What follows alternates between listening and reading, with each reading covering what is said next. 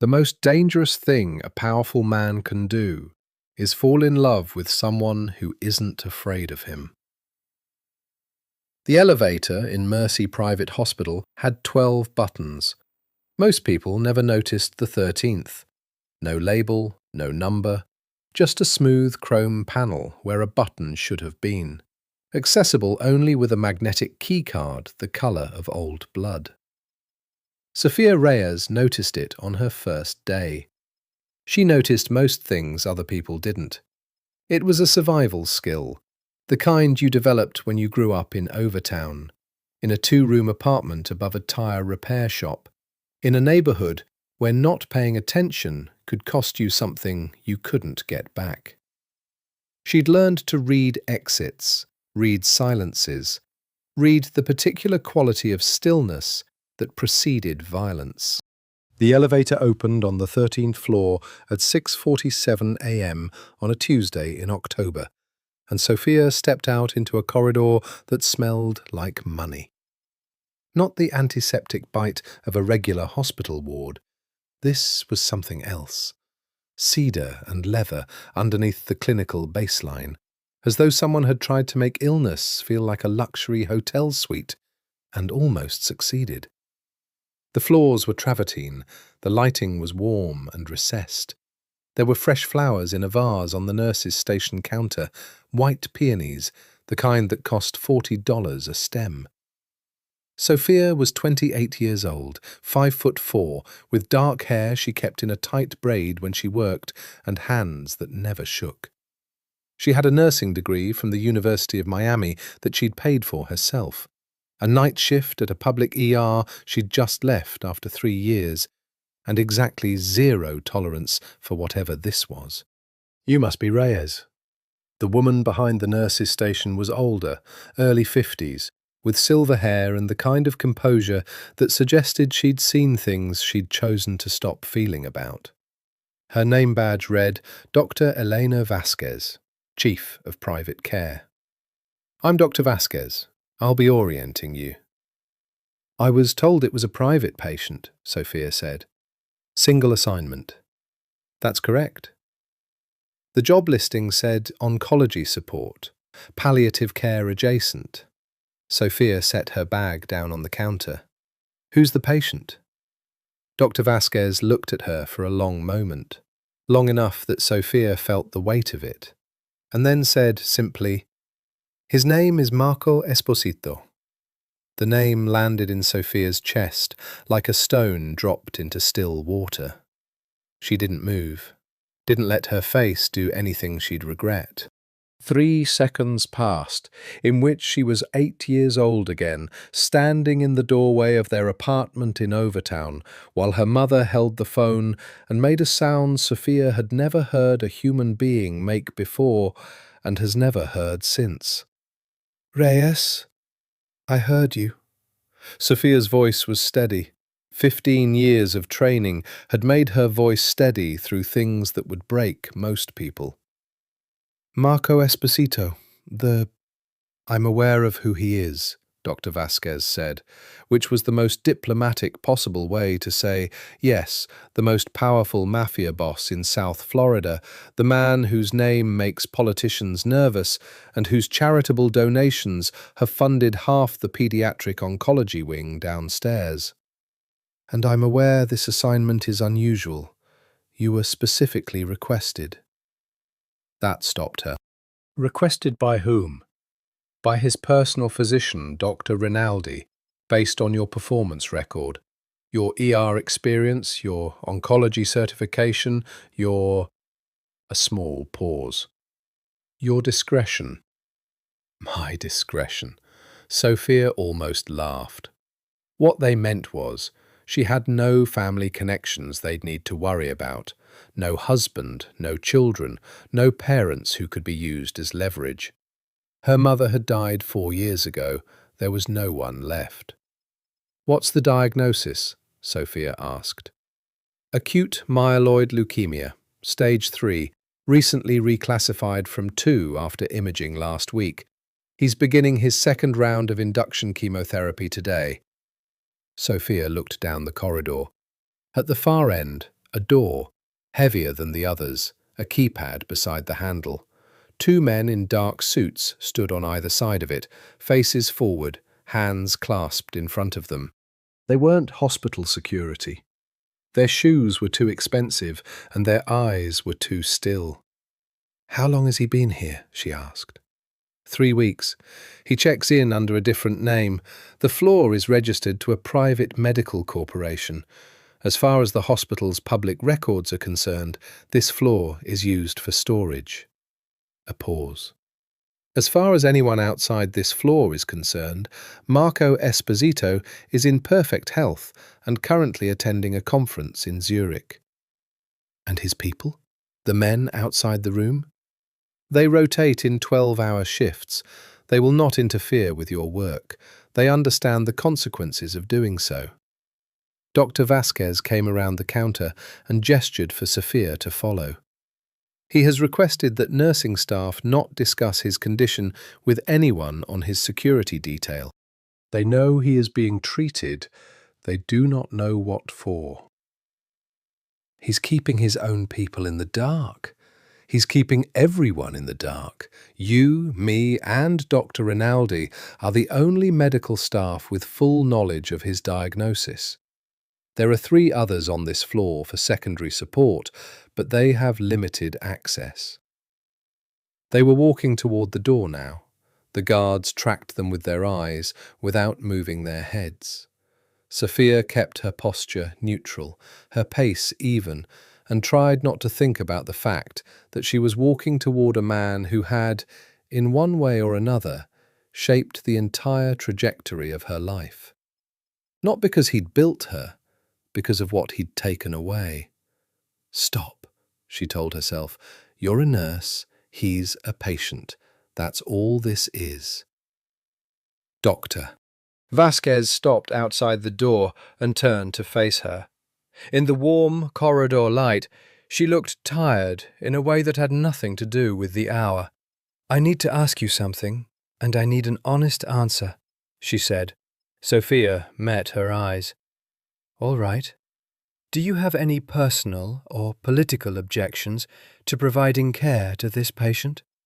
The question was clinical, professional. It deserved a professional answer. What Sofia wanted to say was, "My father worked in Overtown for 22 years. He was a good man who fixed people's cars and came home every night smelling like motor oil and made my mother laugh. And then one day he didn't come home, and then the police came, and then his body was found in the canal by the I-95 overpass, and no one was ever charged. And my mother held the phone and made that sound, and I was 8 years old, and nothing has ever been the same since." What she said was, "No." Dr. Vasquez studied her for a moment longer, then nodded. "Good." She pressed her keycard to the pad. The door unlocked with a heavy pneumatic thunk. "He's been awake since 4. He doesn't sleep well during treatment. He may be—" a measured pause. "Difficult." "I've had difficult patients," Sofia said. "Not like this one." The door swung open. The room beyond was large enough to contain a hospital bed, a sitting area, a work desk with 2 monitors, and a floor-to-ceiling window that looked out over the Miami skyline, already beginning to glow amber and rose in the early morning light. The city below was waking up. Traffic moved on the causeway. A cruise ship was heading out of the port, white and enormous against the blue-grey water. The man in the bed was not what Sofia had expected. She didn't know exactly what she'd expected. She'd seen photographs, of course. Everyone in Miami had seen photographs of Marco Esposito, at charity galas, at ribbon-cutting ceremonies, in the background of city council photos. He was the kind of man who showed up just enough to be visible, but never enough to be fully known.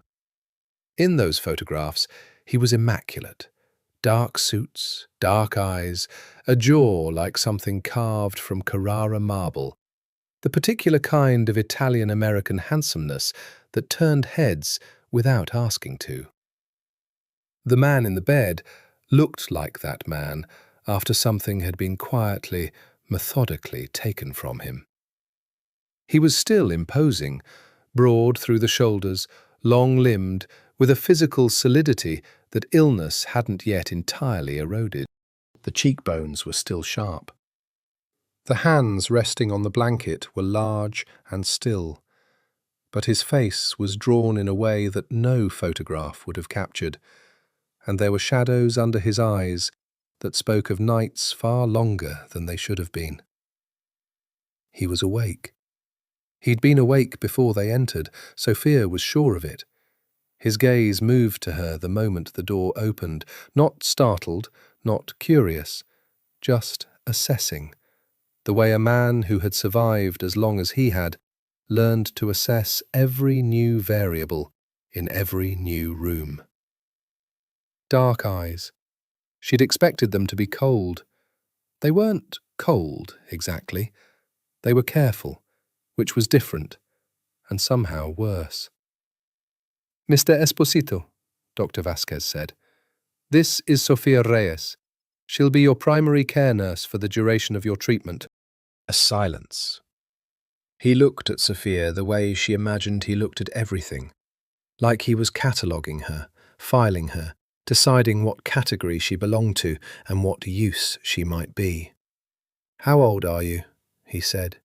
His voice was low and slightly rough, the kind of voice that sounded like it had been used extensively in rooms where other people did most of the listening. There was an accent buried underneath the American, Italian, old and faint, the trace of somewhere else. 28, Sofia said. "You look younger." "I know. Is there anything you need before I review your chart?" His eyes moved over her face with an expression she couldn't quite classify. Not the way men usually looked at her, not appraisal, not interest, or not exactly those things. Something more deliberate. "No," he said. And then, after a pause, "You can set your bag down. You don't have to stand in the doorway." Sofia set her bag down. She pulled up his chart on the tablet Dr. Vasquez handed her and began to read, and she let the medical facts wash over her like water over stone. CBC results, blast cell percentages, the last round of cytarabine and idarubicin, the response rates, the side effects he'd already experienced. She read, and she breathed, and she did not think about the canal by the I-95 overpass. He's a patient, she told herself, for what she already knew would not be the last time. That's all he is. Behind her, Marco Esposito watched her read and said nothing, and the Miami morning came up gold and indifferent outside his window. By the end of the first week, Sofia understood the rules, even though no one had spelled them out for her. Rule 1. The guards outside the door were not to be engaged in conversation. They would not tell her their names. They would nod when she arrived and nod when she left, and in between, she was to pretend they were part of the furniture, which was apparently how Marco preferred it. Rule 2. The 2 monitors on the desk in the corner were never to be looked at directly. She'd caught a glimpse on the second day, numbers, names, columns of text that meant nothing to her individually, and probably meant quite a lot collectively. And Marco had reached over without looking up from his phone and rotated both screens away from her with the efficiency of someone who had performed the gesture many times. He hadn't said anything. He'd just rotated the screens and then gone back to his phone, and the conversation they weren't having continued in its usual direction, which was silent. Rule 3. He did not want to be watched while he slept. This was a logistical problem during chemotherapy nights, when he needed to be monitored for adverse reactions.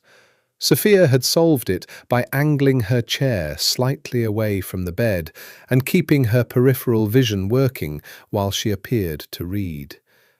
It took her until the fourth night to realize he knew what she was doing and had simply chosen to allow it, which told her more about him than most things.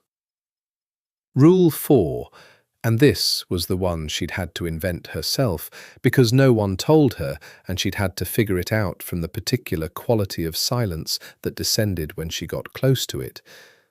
Do not ask about his life outside the room. She wasn't tempted to. She wasn't there to know him. She was there to manage his antiemetics, monitor his central line, draw his blood for the CBC panels, sit with him through the nights when the nausea got bad and the Zofran wasn't quite enough, and maintain the professional boundary that kept her from having to think too hard about who he was. The professional boundary, she was discovering, required more active maintenance than she'd expected. It wasn't that he was charming, though she suspected he could be, in other circumstances, in the way that certain kinds of dangerous men could turn charm on like a switch. It was that he was unexpectedly quiet. She had anticipated intimidation, manipulation, the casual exercise of power that she'd seen men like him, not that she'd met men exactly like him, but men adjacent to him, men who operated in the same orbit, use to keep people off balance. What she got instead was a man sitting in a hospital bed, watching the sun go down over Biscayne Bay, eating ice chips because the nausea wouldn't let him hold down anything else. Reading documents from a leather portfolio that one of the guards brought in twice a day. He read constantly. She hadn't expected that either. On the fifth night, she brought in his 2 a.m. vitals and found him awake, the portfolio closed on the bedside table and a book open in his hands instead. She glanced at the cover as she reached past him for his wrist. The Count of Monte Cristo, in Italian. "You speak Italian," she said, before she could stop herself. It was a violation of the general protocol of not asking personal questions, but it was also just surprising. He looked up from the page. "I was born in Palermo," he said. "What did you think I spoke?" "I didn't." She wrapped the blood pressure cuff around his arm. "I didn't know where you were from." "Most people don't." He looked down at the book while she inflated the cuff. "They know what I am. They assume that's the same thing as knowing where I'm from." Sofia read the numbers, logged them, unwrapped the cuff. His blood pressure was lower than she'd have liked, a side effect of the treatment, expected but worth watching. "How long have you been in Miami?" she asked. It was a mistake. She knew it was a mistake, even as she was doing it, because it was exactly the kind of question that moved the conversation from clinical to personal, which was a direction she'd been specifically trying not to go. 23 years, he said. He'd gone back to the book. "Since I was 19. She did the math without meaning to, which meant he was 42. Which meant he was 42 and had spent 23 years building an empire in a city that was not his, in a language that was not his first, and had done it well enough that his name made people's voices change when they said it. She didn't say any of that. She checked his central line site, clean, no sign of infection, and updated his chart on the tablet. "You should try to sleep," she said. "The next infusion is at 8. I know when the infusion is." "Right." She clicked off the overhead and left the bedside lamp on. He'd made it clear the first night that he preferred not to sleep in total darkness, which she filed alongside the not being watched while sleeping thing as something she would never mention and would never use against him. "I'll be at the station." She was almost to her chair when he said, without looking up from the page, "You're from Miami?" It wasn't a question. She stopped, but didn't turn around. "Yes," she said. "Which part?" A pause. She turned back.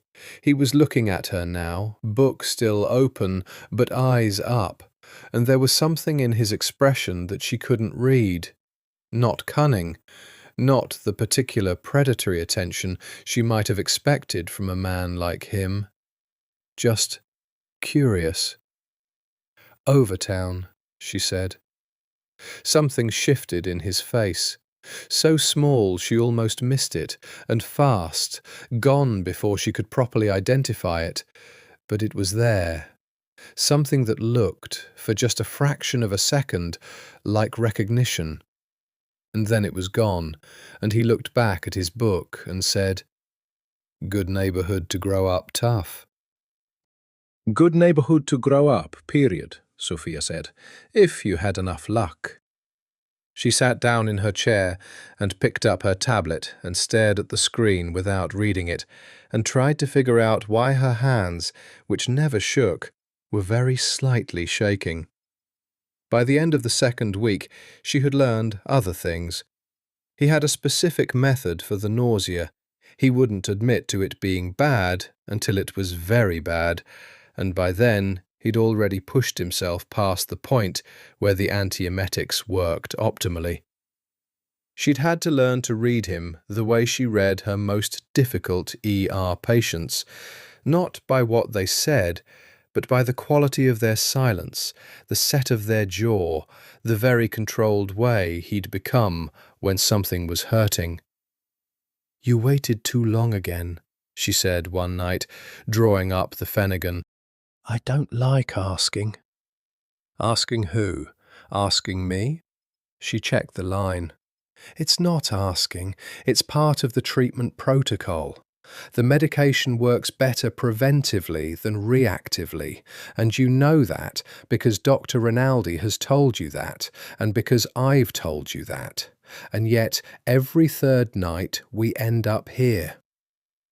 I've been managing pain my whole life without pharmaceutical intervention," he said, tightly, through the particular quality of stillness that meant he was nauseous enough that movement was inadvisable. "Good for you. You're in chemotherapy now. The rules are different." He looked at her. She looked at him.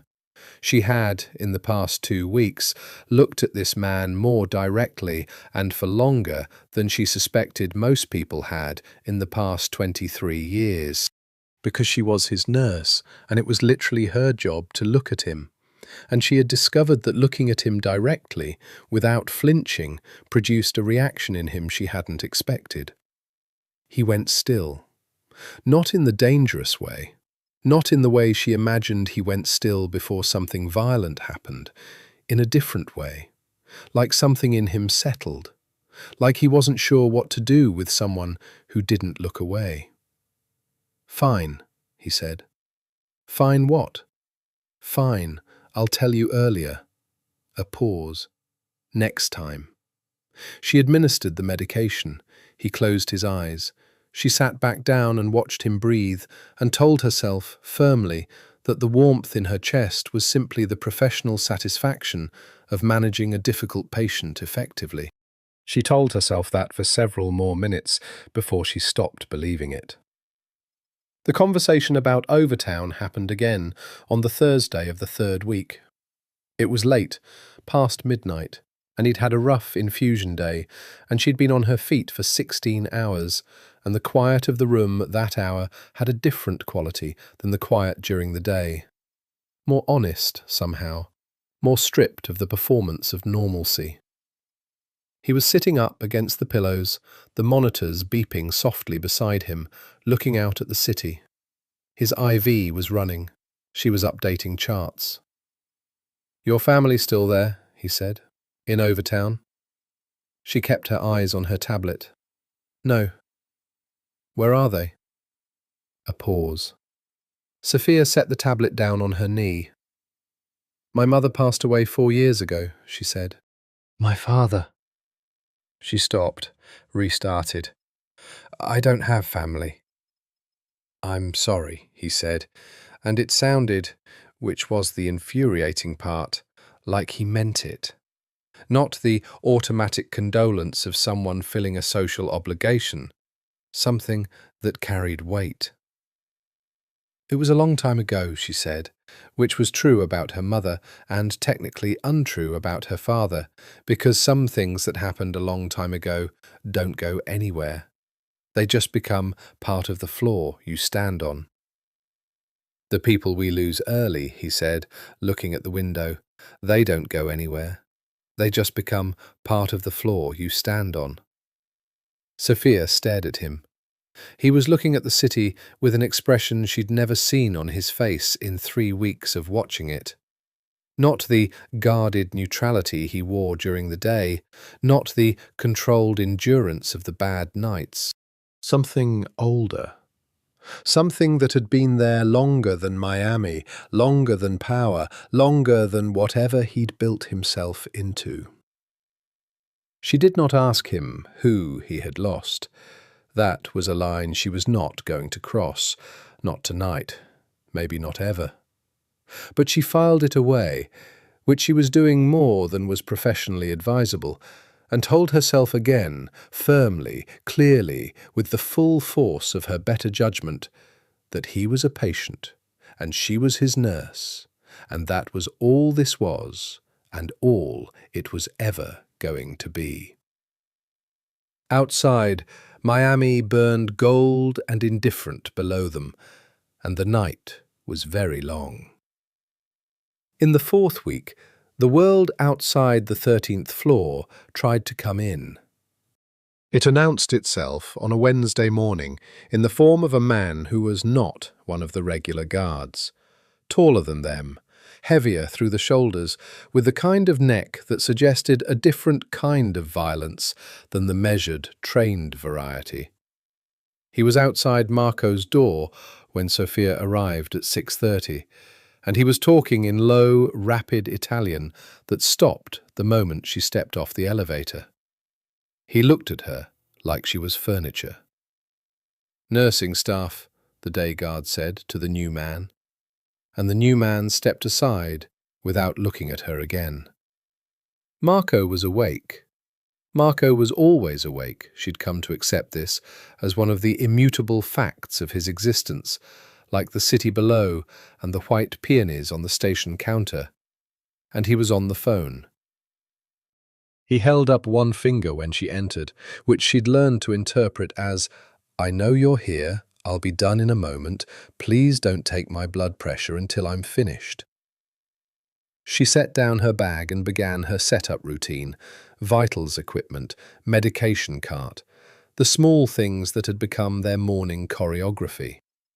"Non è una proposta," Marco said into the phone. "È quello che accadrà." A pause, listening. "Quello che accadrà, Nico. Non discuterlo con me." It's not a proposal, it's what will happen. She wasn't supposed to understand Italian. The assumption was safe to make. Most American nurses didn't speak it, and certainly no one had thought to ask.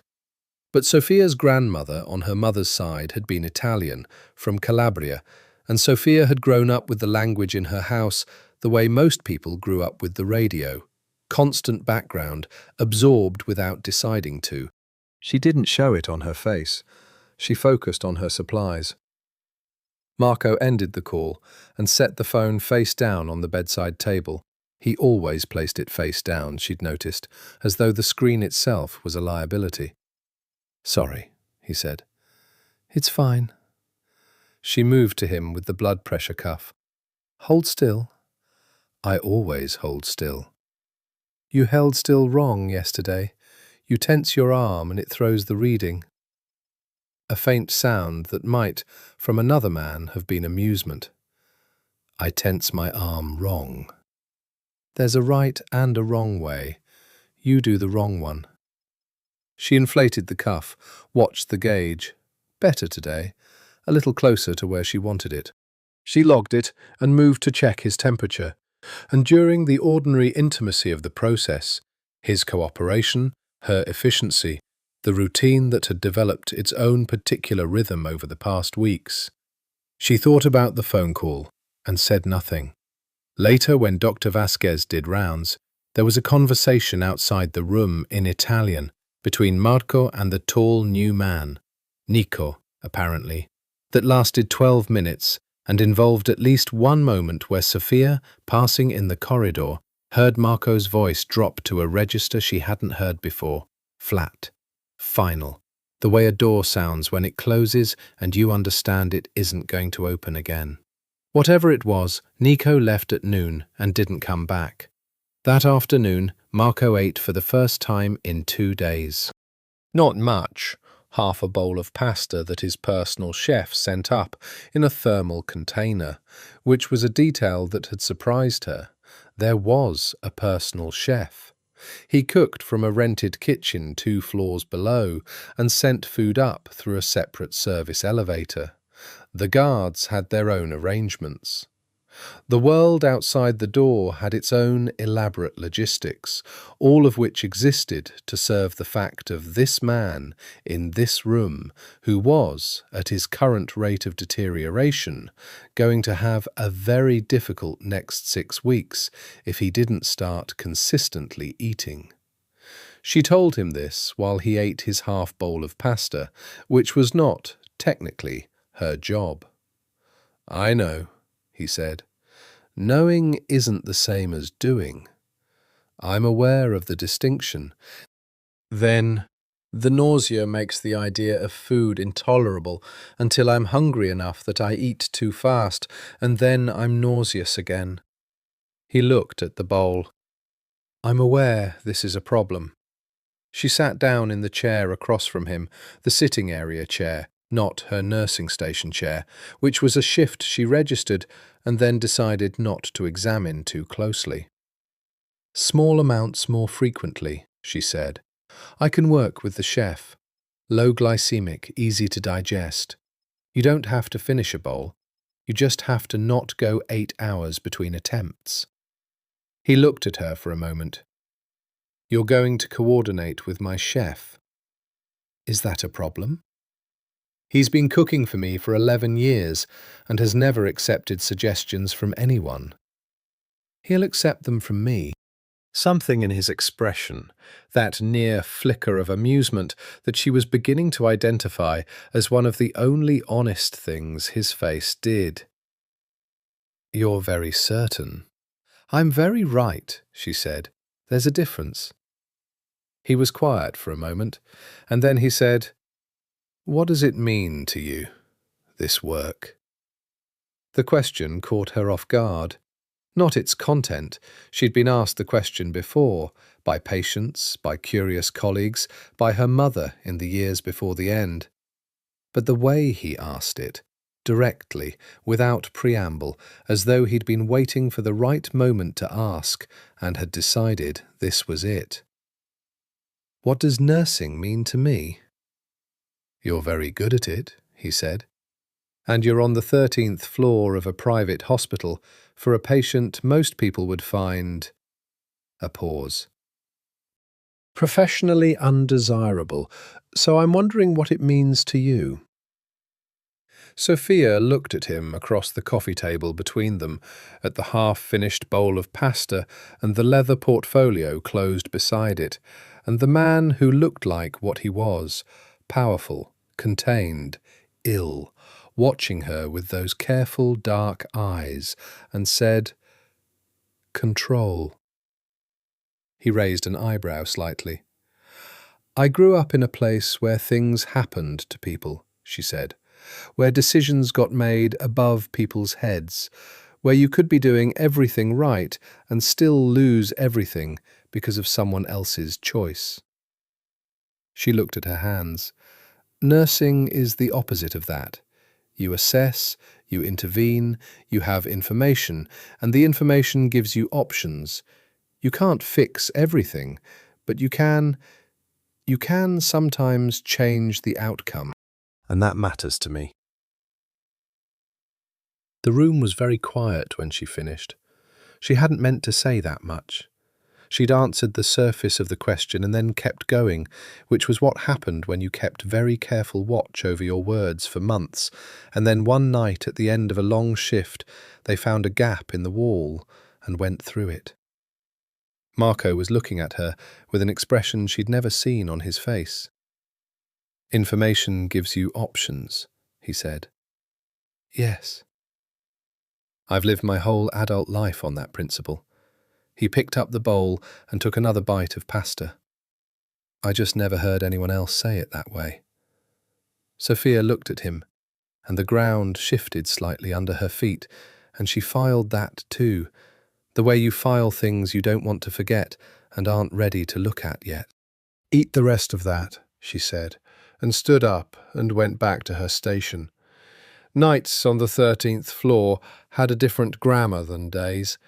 During the day, there were routines, infusions, vitals, medication rounds, the carefully orchestrated logistics of Marco's professional life continuing through the closed door, the guards who rotated in and out, Dr. Vasquez's rounds at 11 and 3, the chef's deliveries on their precise schedule. During the day, the room maintained a performance of normalcy, of managed control. Nights stripped that away.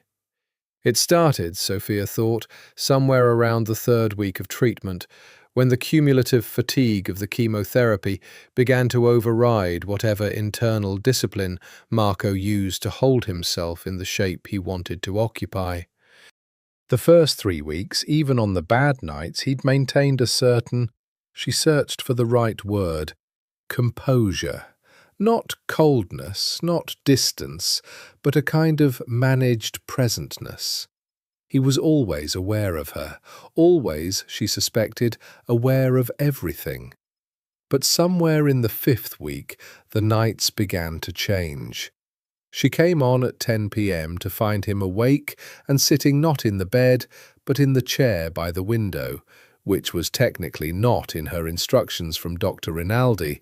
The chair was fine, the mobility was encouraged, but the way he was sitting in it was different. Not the controlled, upright presence he maintained during business hours. He was leaning back, one arm along the armrest, and the window in front of him showed the city blazing below, and he was looking at it with an expression she could only describe as exhausted, in a way that had nothing to do with the leukemia. She did her check-in quietly. She was learning to be quiet in ways that weren't the same as being invisible.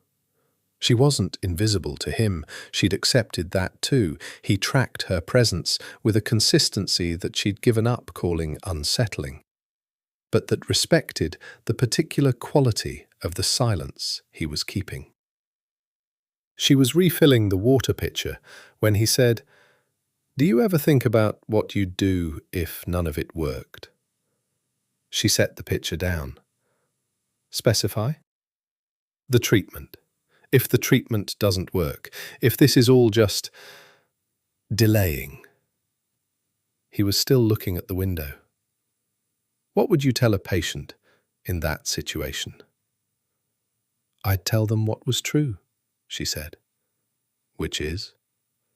"That there's still time. That time still means something, regardless of how much of it you have.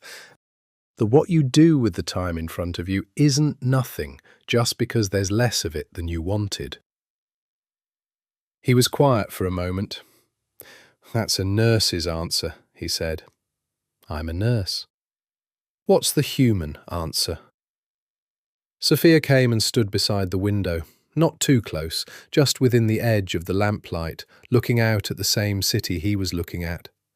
Miami at night was something she'd grown up with, the particular way it glittered over the bay, the blue-white of the cruise ship lights in the distance, the amber glow of the causeways.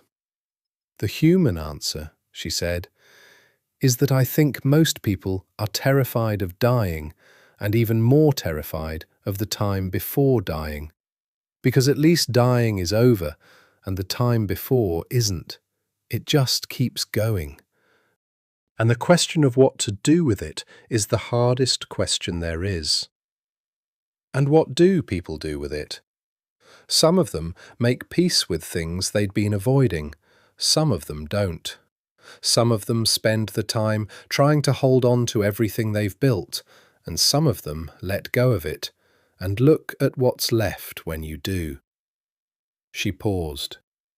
The ones who let go usually seem, I don't know, not happier, but more present.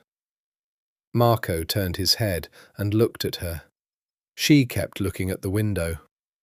"Is that what you're doing?" he said, "encouraging me to let go?" "I'm answering your question," she said.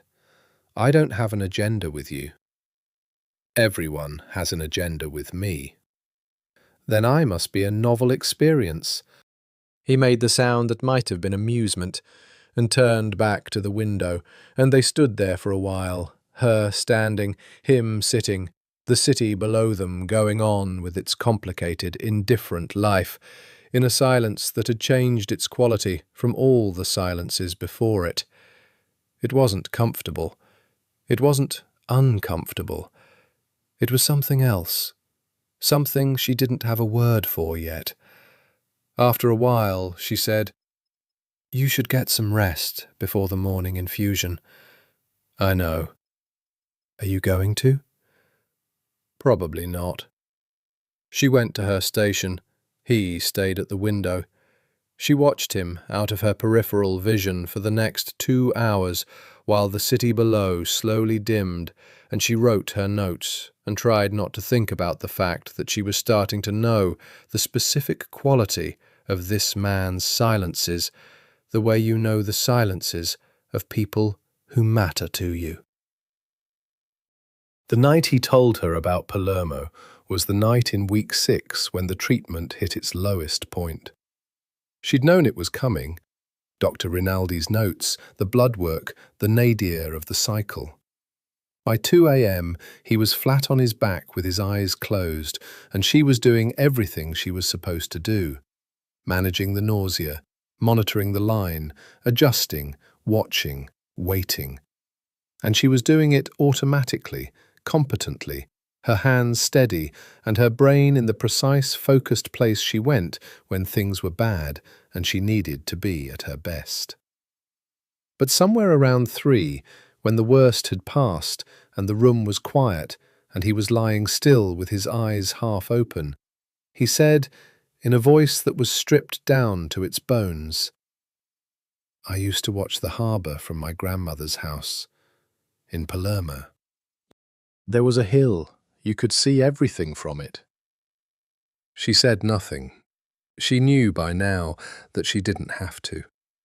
"I haven't been back in 20 years, he said. "I tell myself I'm going to go back. I haven't." "Why not?" A long pause. "Because going back means admitting something about the going forward." He closed his eyes fully. "And I've been very good at going forward." She logged his most recent vitals. She adjusted his blanket. He'd kicked it partly off, and the room was cool. She did these things without thinking about them, and while she did them, she was thinking about hills above harbours, and the specific quality of someone saying, "I haven't been back," like it was a wound that had never quite healed. "Is there still a house?" she said. He opened his eyes. "What?" "On the hill, in Palermo. Is there still a house?" He looked at her for a long moment, and then, "Yes, it's mine. I've owned it for 15 years, and I've never slept in it." She absorbed this. She looked at him, at the pale, gaunt face of a man who owned a house in Palermo that he'd never slept in, who ran an empire from a hospital room, who watched Miami out of a window at 3 in the morning and quoted Dumas in Italian, and went still when she looked at him directly, and sometimes, in the stripped-back honesty of the worst nights, said things that were more nakedly true than anything she'd heard in a long time. "You should sleep," she said. Sofia. It was the first time he'd used her first name. She registered it in her chest before she registered it in her brain, which was exactly the kind of thing she'd been trying to prevent. "What?" she said. "Thank you," he said, "for being good at this." She looked at him for a moment. She thought about saying, "It's my job." She thought about saying, "You don't need to thank me." She thought about saying a great many things that were true and appropriate and professionally measured. "Get some sleep," she said, and turned off the bedside lamp and sat in the dark and listened to him breathe until the breathing slowed and steadied, and told herself the warmth in her chest was just the body maintaining its temperature in a cool room. She stopped believing it sometime around dawn. She found out about her father on a Thursday. It didn't happen the way she might have imagined if she'd allowed herself to imagine it, which she had not, because thinking about it had always been a kind of falling, and she'd learned to keep her feet on the ground. It happened like this.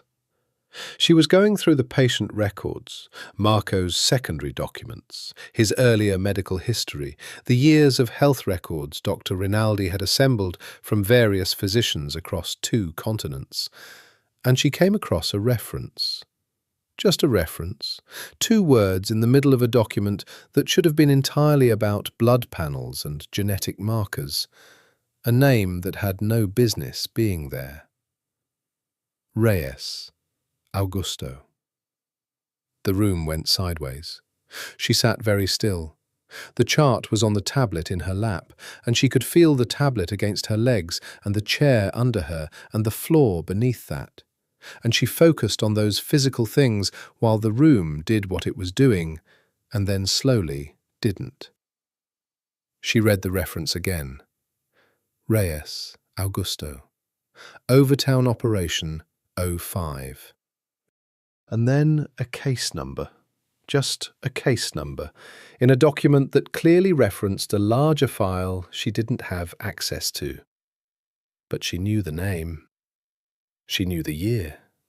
She knew what Overtown Operation meant in the context of a document in Marco Esposito's medical file, which was, it wasn't medical. It was operational. It was from his other life, the one that lived outside the hospital room, the one that had been running parallel to everything happening in this room for 8 weeks.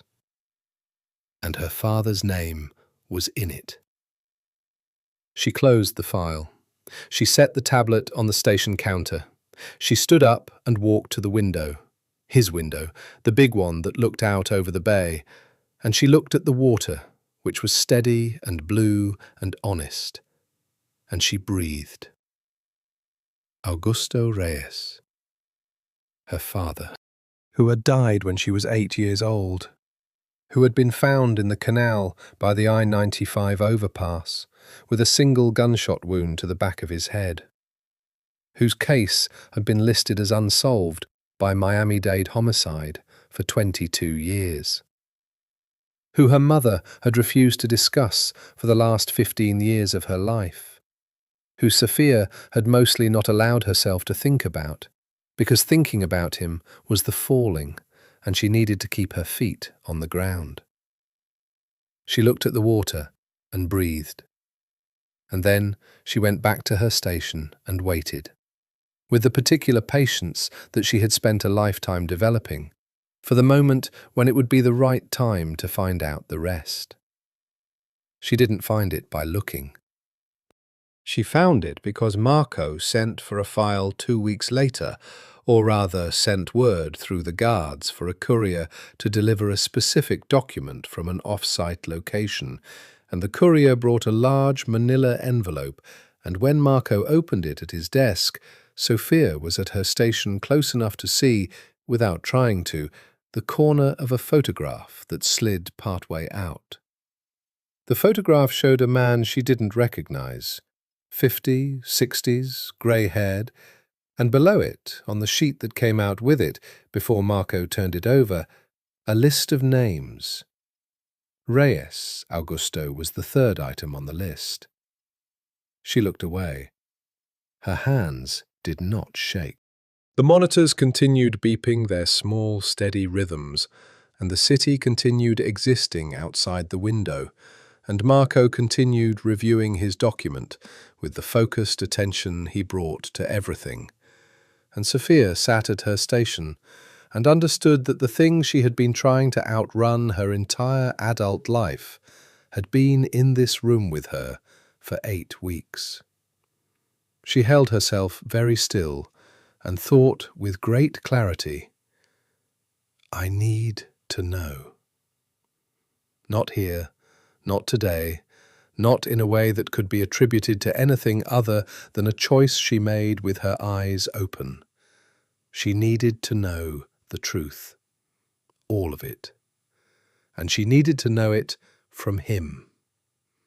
The question was whether she could get it without destroying herself in the process of asking.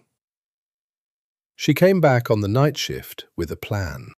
The plan was, she would be professional. She would do her job. She would be the version of herself she had trained herself into, competent, controlled, steady, the person who didn't fall. And at some point in the long architecture of the night, when the room was quiet and the guards had rotated, and it was just the two of them and the city and the honest grammar of 3 a.m., she would ask. What she hadn't planned for was finding the medication reconciliation file that changed everything first. She found it while doing her usual end-of-week chart audit, the kind of paperwork she did methodically and without drama. She found it in the subfolder of Dr. Rinaldi's treatment notes, in the section marked Alternative Modalities. And what she found was this: a treatment plan, an experimental protocol, CAR T-cell therapy, combined with a specific kinase inhibitor that had been showing remarkable results in AML cases with Marco's specific genetic markers. The clinical trial was running out of Johns Hopkins. The eligibility window was, she checked twice, still open. 3 months of data had come back from a pilot study, and the results were, for patients with his profile, significantly better than standard induction therapy. Dr. Rinaldi had flagged it, had reviewed it, had written a single note in the margin of his summary, "Not appropriate for this patient at this time," and then had done nothing with it.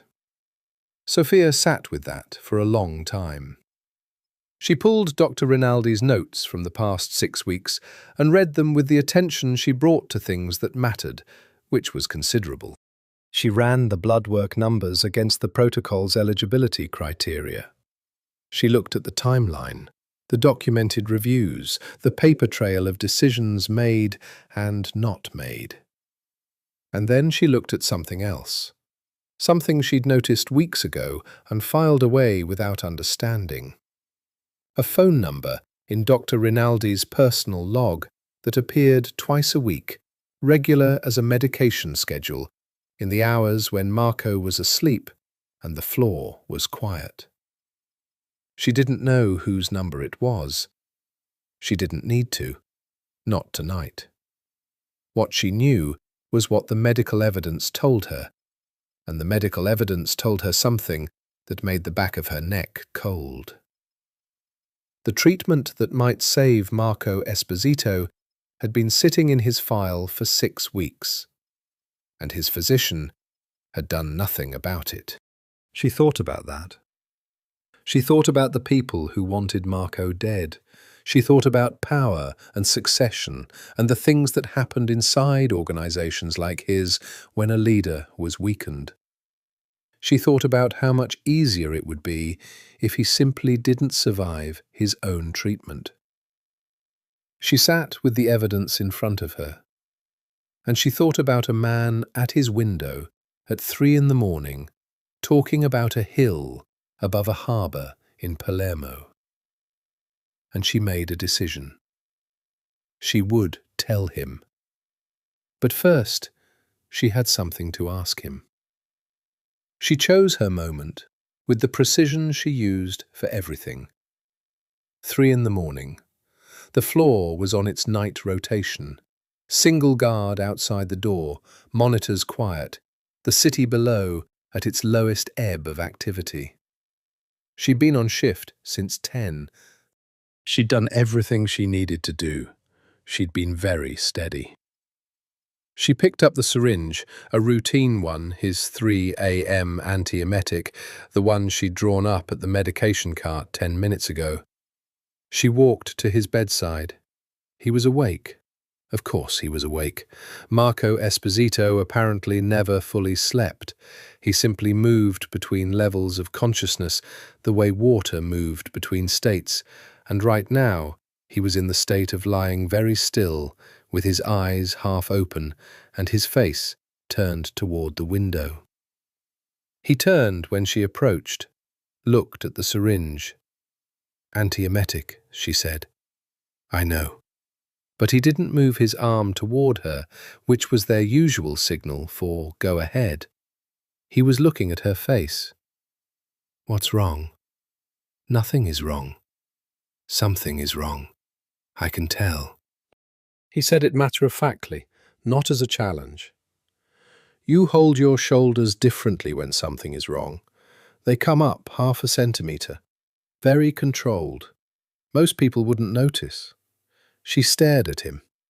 8 weeks, and he had catalogued the 0.5 centimetre rise of her shoulders. She didn't know why this surprised her, and then she did. Because it meant he'd been paying attention. Not to the clinical facts of her, to her. She set the syringe down on the bedside table. "I need to ask you something," she said. He looked at her in that steady, careful way. "All right. And I need you to tell me the truth." A pause. "I don't make blanket commitments." "Then I need you to tell me the truth about this one specific thing. And I need you to understand that however you answer it, I'm still going to do my job. I'm not going to—" She steadied her voice. "I'm not going to do anything other than ask and listen. But I need to know." He was fully awake now, whatever partial sleep he'd been in entirely gone. He was looking at her with complete attention. "Augusto Reyes," she said. The room went still. She watched his face. She was very good at watching faces, and what she saw in his was something she hadn't fully anticipated. Not surprise, not the specific micro-expression of a man caught out. Something older. Something that looked like a man who had been waiting, for a long time, to be asked a question he'd always known was coming. "He was my father," she said. The silence stretched. "I know," he said. 2 words, and the ground moved beneath her feet. "You knew." She kept her voice even. She was very proud of how even her voice was. "You knew who I was when I walked in that first day, when Dr. Vasquez said my name." "Not immediately," he said. "I suspected. I was certain by the 2nd day." "And you didn't request a different nurse? You didn't—" "No." "Why not?" He looked at the window, then back at her. "Because it seemed like something that should happen. Something that was owed." He said it simply, without seeking absolution in the simplicity. "Sit down, Sofia." She didn't move. "Tell me." He told her. Not like someone confessing, not with the performance of remorse that would have been easier to process.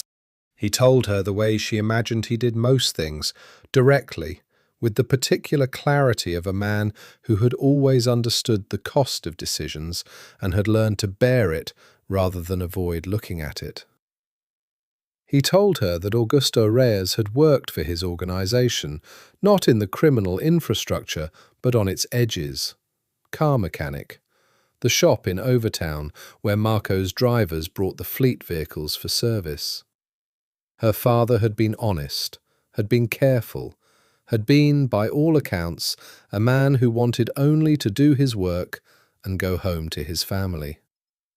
He told her that in 2005 there had been an internal crisis, a federal informant buried in the organization, a leak that had cost them 3 operations and 2 men. The investigation had moved fast, in the frantic, brutal way internal investigations moved when the stakes were high enough.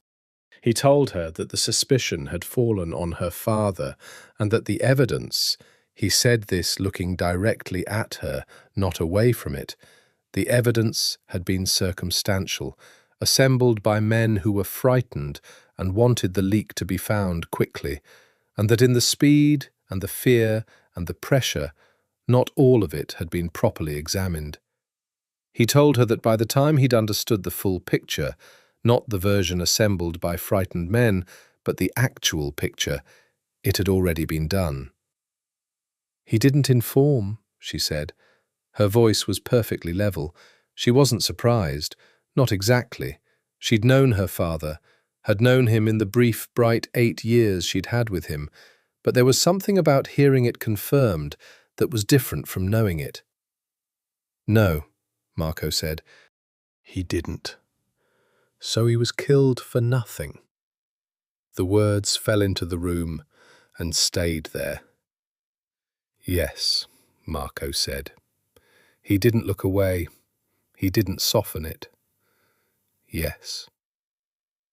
She stood at his bedside in the 3 a.m. quiet, and she held all of it, all 22 years of it, and she looked at this man who had been 20 years old and newly arrived and building his empire and had signed an order that took her father away and taken everything away from her mother and left a child standing in a doorway, listening to a sound she would never unhear. She looked at him, and he looked back at her, and he did not beg, and did not defend himself, and did not, she realized, look away. He looked at her and waited, in the way she imagined he would face anything he had decided to accept. She picked up the syringe from the bedside table. His eyes tracked the movement. He still didn't look away. She administered the antiemetic into his IV line. I need to hear the rest of it, she said. All of it. Whatever comes after the part you just told me. He reached, slowly, without drama, to the drawer of his bedside table. He opened it and removed a manila envelope, thick and slightly worn at the edges, as though it had been handled many times over many years. He held it out to her. She took it. She opened it. Inside, receipts. Dozens of them. Decades of them, the earliest yellowed with age, the most recent crisp and white. She looked at the amounts, the dates, the account numbers. It took her a moment to understand. Then she understood. Scholarships. Anonymous scholarships, deposited into an account in her name from the time she was 8 years old through her graduation from nursing school, every year, without fail. The tuition, she said, hearing her own voice from a distance, and the books, and the apartment when your mother couldn't cover it, and the exam fees. He said it with no expectation of credit, as though listing facts about the weather. The nursing school, the specific one you chose, I made a donation to their scholarship fund that year, but the one in your name had already been set up for 5 years before that. She held the envelope and looked at the receipts, and thought about all the years of working and striving and telling herself she'd done it on her own, that she'd built herself up from Overtown by her own force and intelligence and refusal to fall. And she had. She had done all of those things. The money hadn't taken any of it away. But she hadn't done it alone. Not entirely. "I can't give your father back," Marco said. "I know that. Nothing I can do changes that. The scholarship—" He paused. "It was the only thing I could do. It wasn't enough. I know it wasn't enough." She stood there with the envelope in her hands for a very long time. Then she put the receipts back inside it. She set it on the bedside table between them. "I'm not going to thank you," she said. "I'm not asking you to. And I'm not going to forgive you tonight. I know. But I'm also not going to—" She stopped, started again. "I'm going to think about this. I'm going to think about all of it. And I'm going to keep doing my job. Because whatever else is true about this situation, you're still a patient and I'm still a nurse. And that relationship doesn't change because of everything else." He looked at her, carefully, with something in his eyes she couldn't name, but that made her chest ache with a pressure she hadn't budgeted for, and said, "All right. And tomorrow," she said, "I need to show you something about your treatment. Something that can't wait." Something shifted in his expression, a professional sharpening, the mind that ran enterprises turning its attention to a new variable. "What about it?" "Tomorrow," she said. "Tonight you need to sleep." She picked up the envelope and put it back in his bedside drawer. She turned the light down and went to her station and sat in the dark and breathed, very carefully and deliberately, for a very long time. Outside the window, the city was dark and sleeping, and it didn't have any answers, and she hadn't expected it to. She spent the following morning building a case.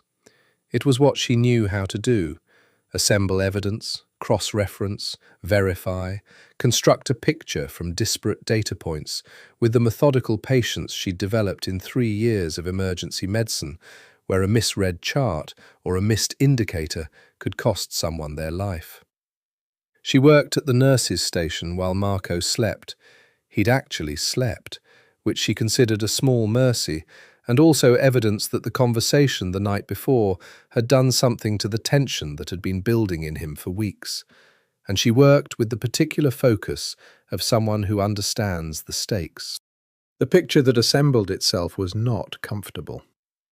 Dr. Lorenzo Rinaldi had been Marco's personal physician for 9 years. His credentials were impeccable.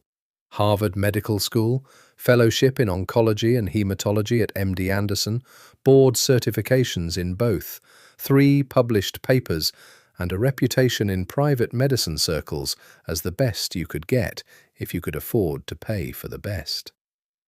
The treatment decision, or rather the non-decision, was documented in his notes as a judgment call. Alternative protocol reviewed, not clinically appropriate for this patient. No reasoning, no comparison of outcomes, no consultation note from another specialist. Sofia had pulled the clinical trial data herself. She had a friend at Johns Hopkins.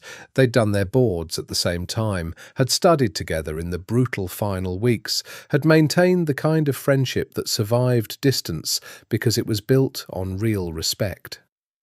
She'd texted her friend at 6 in the morning with the genetic markers and the presenting data carefully anonymized and received a call back at 8:30. "Where did you get this case?" her friend said, and she could hear the particular quality of excitement that oncologists got when a puzzle clicked into place. "Private patient. I can't give you details." This is a textbook CAR-T candidate, Sophia. This specific mutation profile. There's a trial at Hopkins right now. The preliminary data is extraordinary. I'd have this patient enrolled yesterday. What would exclude them from the trial? Age over 70, prior cardiac events, active secondary infection, otherwise, a pause. There's really nothing here that would disqualify. Who's been advising this patient? Private physician. I have his notes indicating he reviewed the trial and declined to recommend it. On what basis? Unspecified judgment. A long silence on the line. Sophia, her friend said carefully, is this a situation I need to ask you more questions about? No, Sophia said. I just needed a second opinion on the clinical picture. Well, my second opinion is that whoever is advising this patient should have recommended this trial 6 weeks ago, and the fact that they didn't warrants a serious review. She thanked her friend and hung up and sat for a moment, looking at the evidence in front of her. She thought about patterns.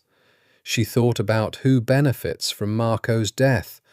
She thought about Nico, the man with the heavy shoulders who had appeared and disappeared in the 4th week, speaking rapid Italian that Marco had answered with a voice like a closed door. She thought about the regular phone number in Dr. Rinaldi's log, appearing twice a week during night hours. She didn't have proof of the thing she suspected.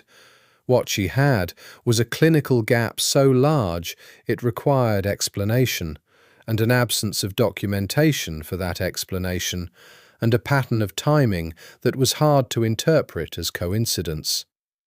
It was enough. She assembled it into a clear, precise document. Clinical findings, comparison data, the trial eligibility analysis, the documented decision and its absence of rationale. And she clipped it together with the printouts from the Hopkins trial and the anonymized blood work comparison, and she waited for Marco to wake up. He woke at 11, which was late for him. She heard the shift in his breathing from her station. She'd learned this, too, the specific change in his breathing that signaled the move from sleep to wakefulness, and gave him 5 minutes before she went in for his morning assessment. He was sitting up, looking at his phone. He looked, she observed this clinically, automatically, better than yesterday. The rest had done something. There was more colour in his face, and the particular tightness around his eyes that she associated with pain he wasn't disclosing had eased slightly. He looked up when she came in. They looked at each other. 8 weeks of shared space had built a vocabulary between them that had very few words in it. Just the economy of 2 people who had spent enough time in a room together to stop needing to negotiate every gesture. She did his assessment, and he cooperated, and neither of them said anything about the night before, which she was grateful for, and which she suspected was deliberate on his part. When she was done, she picked up the document she'd assembled. "I need to show you something," she said. She laid it on the bed in front of him. She stood back and let him read. He read the way he did everything, thoroughly, without rushing, going through each page with the attention of someone who understood that information was power, and power was everything. She watched his face while he read. She watched the precise moment, about halfway through the 2nd page, when his expression changed. It was a small change. Marco's face didn't do large things in moments of significance. She'd noticed this. The bigger the thing, the smaller the visible response. But she could read him now, at 8 weeks in. Not perfectly, not completely, but more than she'd thought possible 2 months ago. And she could see what was happening underneath the controlled surface. He understood what he was looking at. He read to the end. He set the document down on his lap. He looked at the middle distance for a moment, and she could almost see the process happening, the information being categorized, cross-referenced with things she didn't have access to, assembled into a shape that made sense to him. Rinaldi, he said finally. Just the name. The clinical gap is documented, she said. The trial eligibility is clear. I had a colleague at Johns Hopkins confirm the picture independently, without identifying details. She described you as a textbook candidate. A pause. The decision to not recommend the trial is not documented with any clinical rationale. It's not a clinical decision, he said. No, she agreed. I don't think it is. He looked at the document for another moment. Then he looked at her. You understand, he said, what it means that you've brought this to me instead of the other options. I understand what my options were, she said. I chose this one. Why?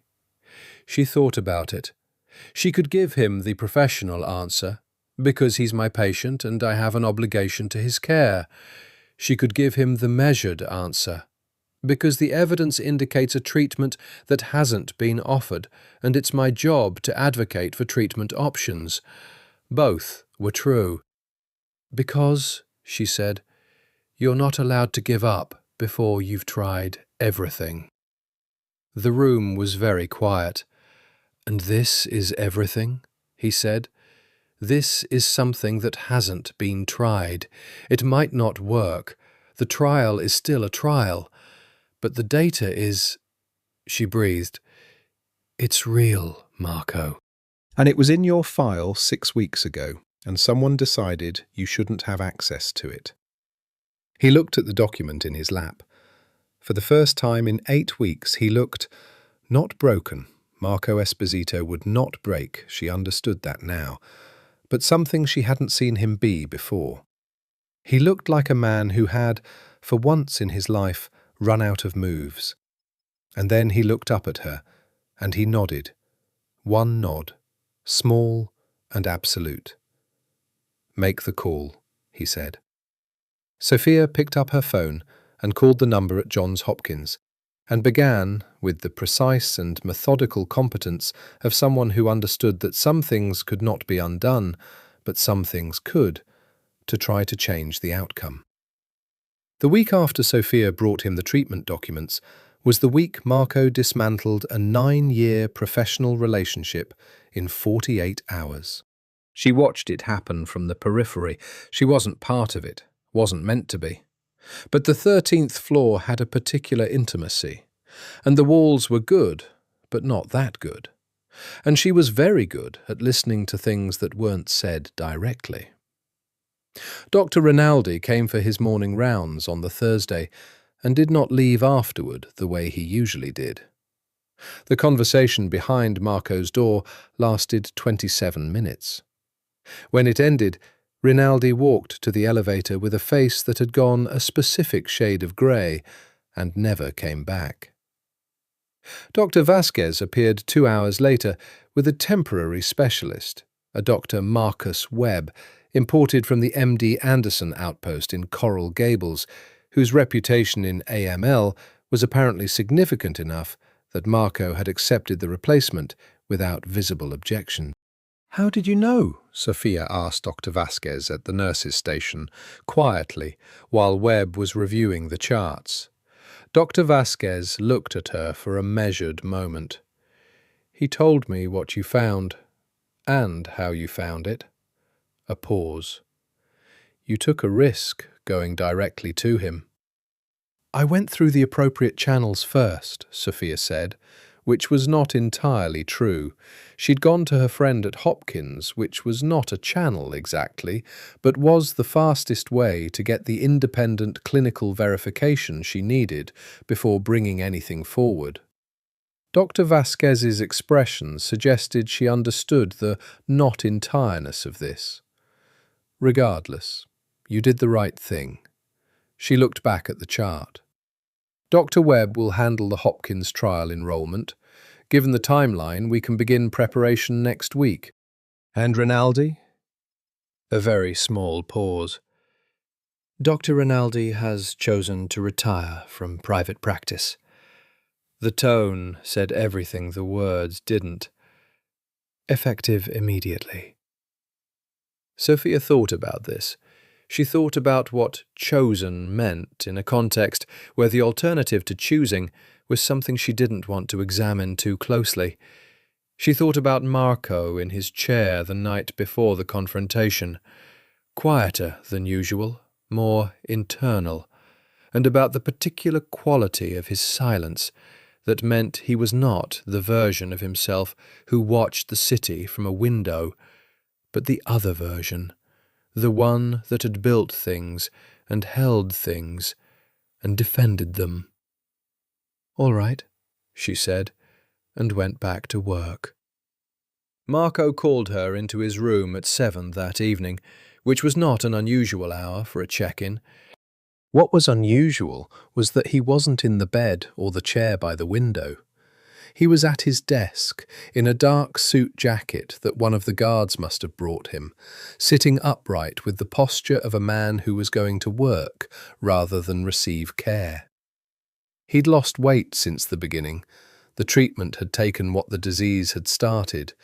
But sitting like this, with the monitors quiet beside him, and the city glowing behind him, and his face in three-quarter shadow, he looked more like the photographs she'd seen of him, and less like the patient she'd been managing for 2 months.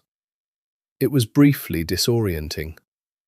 "Sit down," he said, and gestured to the chair across the desk. She sat. He looked at her across the desk, the way she imagined he looked at people in professional contexts, not unkindly, but with the full weight of his attention, which was considerable. "I want to tell you what Rinaldi was doing." "You don't have to." "I want to." He rested his forearms on the desk. "The people in my organization, the people who've known I'm ill, there are factions. There have always been factions. A man in my position creates them just by existing, because everyone around him is calculating what the world looks like without him." He said this without bitterness, just the matter-of-fact recognition of someone who had accepted the arithmetic of power. Rinaldi was being paid by one of those factions to ensure that my treatment was managed in a particular direction. "To ensure you didn't survive," Sofia said. "To ensure I didn't recover fully. There's a difference." He held up one finger. "A man who dies suddenly is a problem. A man who declines slowly and loses his capacity to function, that is an opportunity. The organization continues to run. Power transitions gradually. By the time it's done, it looks natural." She absorbed this. "And Dr. Webb?" "Dr. Webb has no connection to anyone in my organization. I verified this personally." A slight pause. "Through means that I'll spare you the details of." "Appreciated." A brief silence. He looked at the desk for a moment. "You could have done other things with what you found," he said. "You could have brought it to hospital administration. You could have gone to medical licensing. You could have—" He glanced up. "You could have simply decided that the outcome Rinaldi was engineering was the outcome you preferred." The room was very quiet. "I told you," Sofia said, "I don't have an agenda with you. After what I told you about your father, after what you told me about my father," she confirmed, "because my father—" She stopped, steadied. "My father was a good man, and what happened to him was wrong. And the fact that it was wrong doesn't mean that wrong is the answer to wrong." She looked at Marco directly. "I'm not naive enough to think you're a good person, Marco. I know what you are. I know the kind of decisions you've made and the kind of things you've ordered. What happened to my father isn't the only thing. It's just the one that's mine." He listened to this without moving. "But I am a nurse," she continued, "and you are my patient. And the medical evidence told me there was a treatment that you hadn't been offered that might keep you alive. And it is not my job or my right or my—" She stopped again. Her voice was very steady, and she was working to keep it that way. "It is not my place to decide that you don't deserve to live because of who you are. That's not how medicine works, and it's not how I work." Marco looked at her for a long time after she finished. "Okay," he said finally. "Okay? I just wanted to understand your reasoning." He leaned back in the chair slightly. "I've been trying to understand it for 2 months." "And now you do?" "And now I do." A pause. "Thank you." "Don't thank me. Just get into the trial and do what Dr. Webb tells you." Something moved through his expression, something that had been moving through his expression with increasing frequency over the past weeks, something she still didn't have a name for, but was beginning to suspect was the emotional equivalent of whatever happened to ice when the temperature shifts. "Sophia," he said. "What? I should have been—" He stopped. This was unusual. He didn't usually stop mid-sentence. "I should have verified the evidence in 2005 more carefully, before the order was given. That's not an excuse, but I want you to know that I know that." She looked at him, at the man who had built an empire and lost something in the building of it. Not just her father, she thought, but pieces of himself, the accumulating cost of choices made quickly in frightened rooms. "I know you know," she said.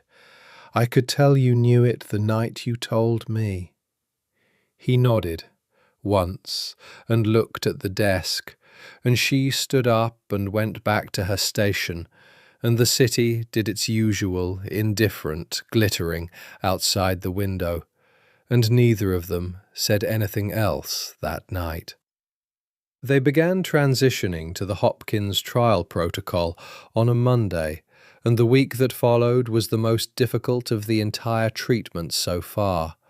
Not medically, though there were difficult medical components, the bridging chemotherapy required to prepare for the CAR-T infusion, the days of nausea that were worse than before, the fever on the Wednesday night that kept Sofia on her feet until 3 in the morning, but in a different way, a quieter way, that she didn't have a clinical framework for.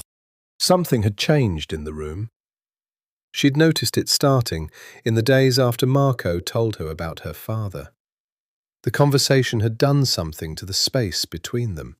Not eliminated the distance exactly, not crossed it, but altered its quality. Like the difference between a wall and a window. Still a barrier, but you could see through it. She was more careful now, which was the professional thing to be, and less careful in other ways, which was not.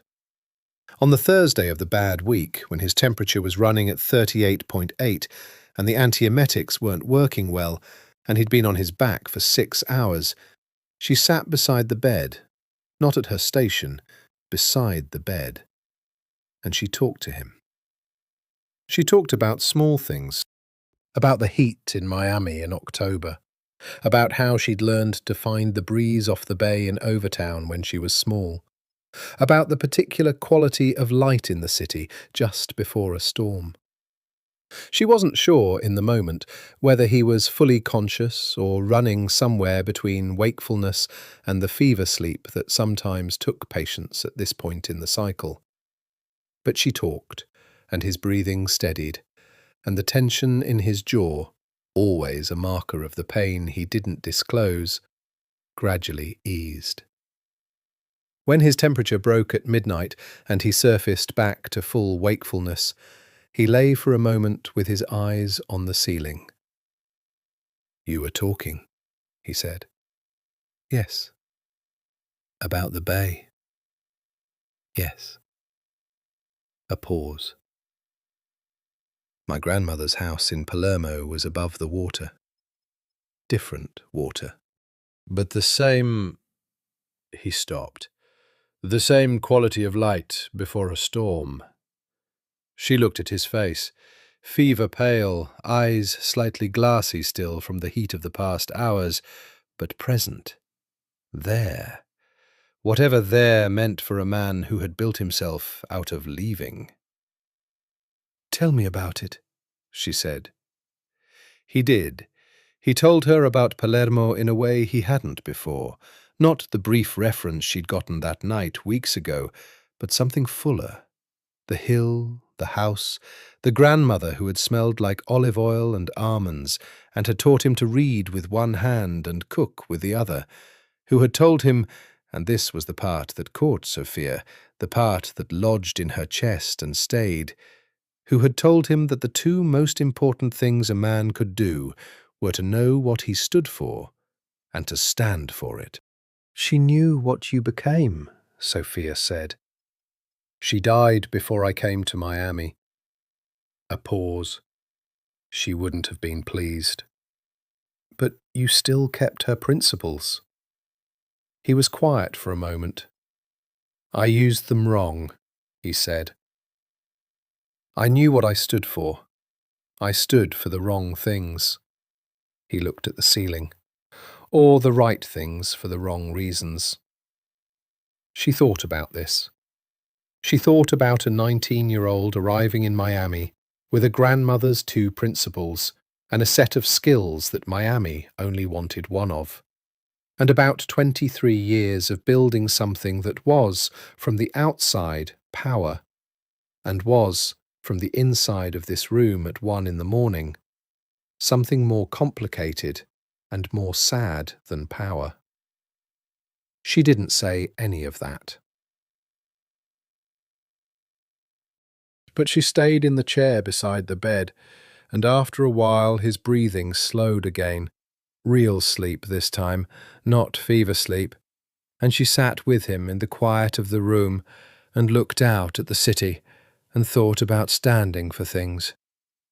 The question arose, as questions she hadn't expected always seemed to arise on the 13th floor, obliquely. It was the Saturday of the following week. His numbers were stabilizing. Dr. Webb was cautiously optimistic in the methodical, evidence-based way of oncologists who had learned to be careful with hope. Marco was sitting up for the first time in 3 days, drinking coffee his chef had sent up, reading the portfolio with something approaching his usual focus. She was at her station. She'd been thinking about Overtown, which she did sometimes, not with the pain of the early years, but with a kind of archaeological attention, the way you look at the place you're from when you've been away from it long enough to see it clearly. Sofia? She looked up. He was watching her from the bed, with an expression she'd catalogued carefully over the past months, and still wasn't entirely sure how to classify. Attention? Interest? Something that had deepened below both those words into something with more gravity. What will you do after this? He said. After the treatment. When this floor goes back to being storage. She considered the question. Go back to the ER, probably. Or find another oncology position. I have options. Where? In Miami? Maybe elsewhere. She looked at him. Why? He looked at the window. The city was doing its afternoon thing, hot and blue and indifferent, the water of the bay catching the light.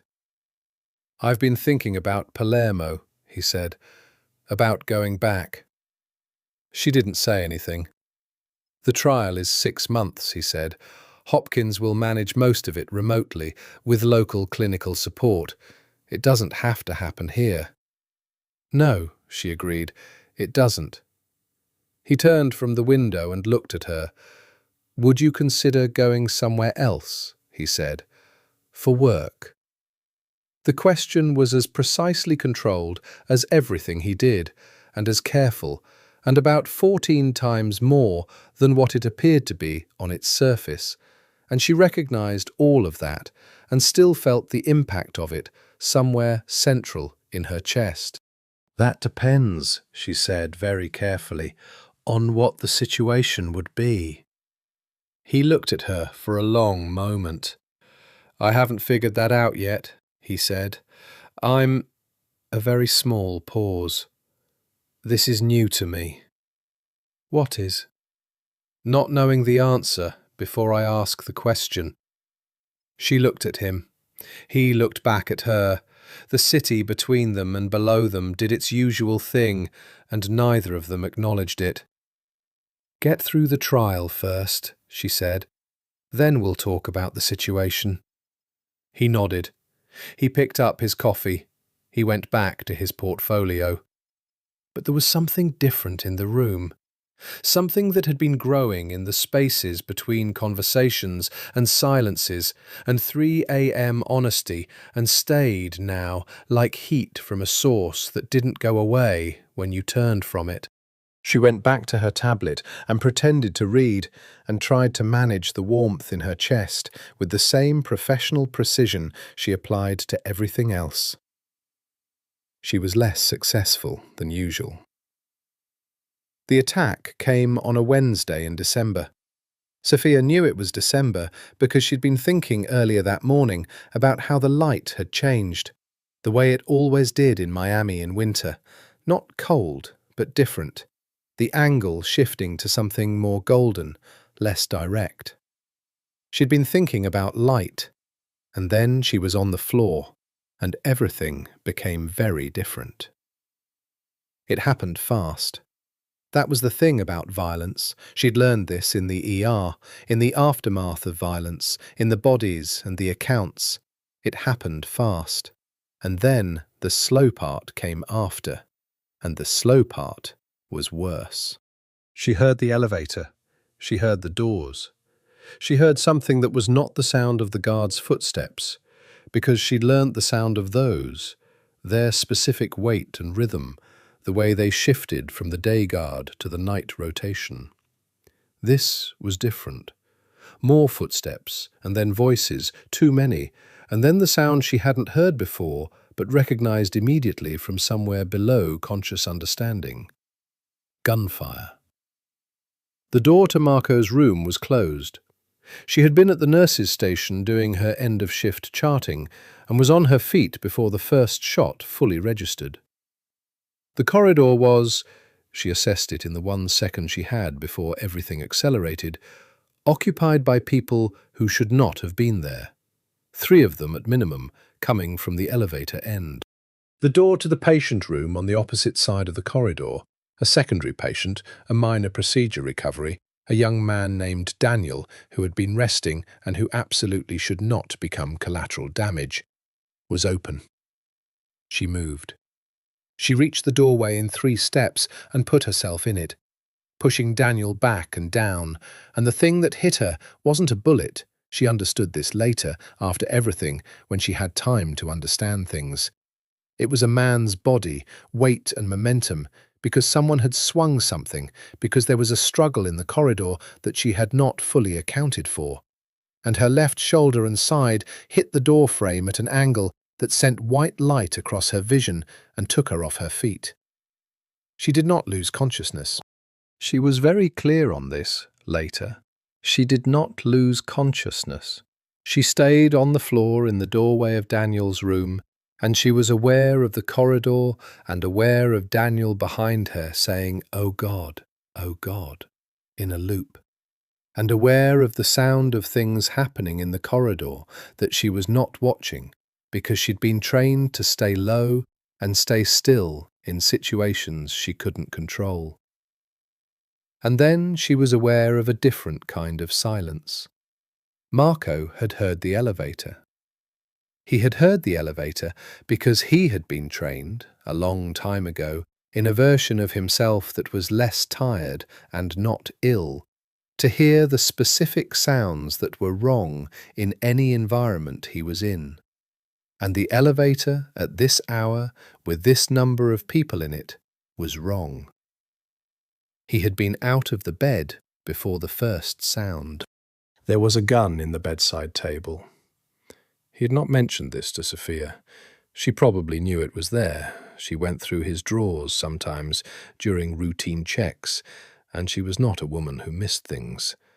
But neither of them had mentioned it, which was its own kind of agreement. He had the gun in his hand when the door opened, and the man who came through it was not one of the regular rotation, and Marco had made a great many decisions in his life at speed, and made another one now. He took down the man in the doorway. He moved into the corridor. He was aware, at the edge of his awareness, of the figure against the doorframe across the hall, her braid, her blue scrubs, the specific configuration of her body on the floor that seized something in his chest like a hand closing around a fist. He moved faster than he had moved in months.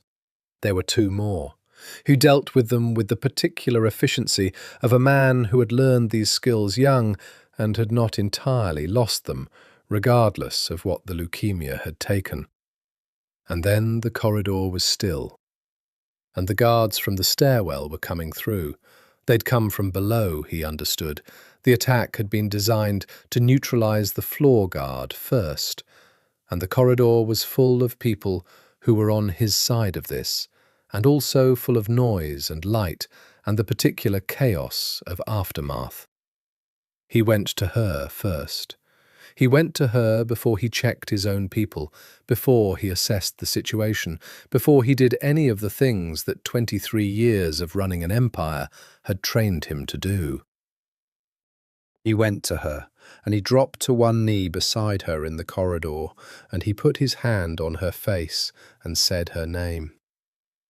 "I'm okay," she said. Her voice was tight. "My shoulder and ribs, I think. Don't—" She grabbed his wrist when he tried to help her up. "Don't move me yet." He stayed still. He kept his hand on her face, and she kept her grip on his wrist, and around them the corridor was sorting itself out, and he didn't move.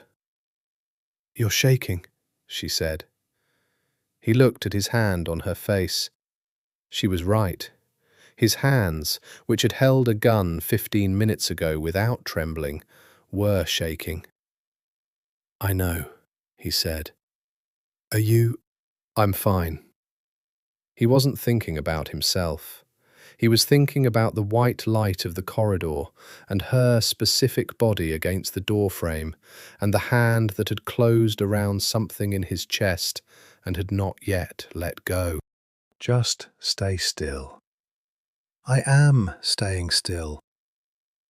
A small pause, and then, with the characteristic exactness that he had come to understand was simply how she was, "You picked up a gun?" "Yes. For the first time since I decided I was done with it. Yes." He was looking at her face, at the lines of pain around her eyes, at the braid that had come half loose, at the absolute steadiness underneath the pain, which was her in miniature, the exact combination of things that she was. "Don't worry about that now." "I'm making a clinical note," she said, very quietly. "Elevated stress response indicators. Recommend monitoring." Something broke in him. It was not dramatic. Marco Esposito breaking was not a dramatic thing. It was the same as everything he did, small and controlled and visible only if you knew how to look. But it broke, and he recognized what was breaking, and he stayed on his knees beside her in the corridor and didn't move. "You moved in front of that door," he said. "Daniel couldn't have. I know why you did it. I'm not asking for the reason." He looked at her. "I'm telling you that I saw you do it." She looked back at him. Even on the floor, Even with her shoulder wrong and her ribs probably fractured, she looked back at him with the direct and unwavering look she'd been giving him since the first morning, the one that had been making him go still for 3 months. "I know you saw," she said. They stayed there a moment longer, his hand on her face and her grip on his wrist, while the corridor continued to resolve itself around them, and the city below continued to be indifferent, and the night continued to be very long.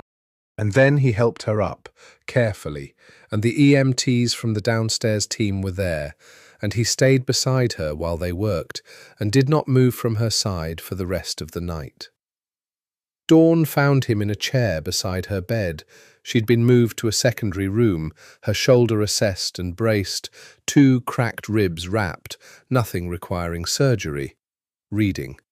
The Monte Cristo, in Italian, the same book he'd been reading the night she'd caught him. She woke at 6 and found him there, and looked at him for a long moment. "You stayed," she said. "Yes." "Why?" He looked up from the book.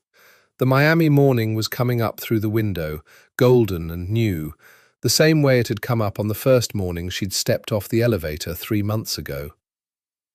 "Because I wanted to live," he said, "and I needed to know you were here when I woke up to understand that."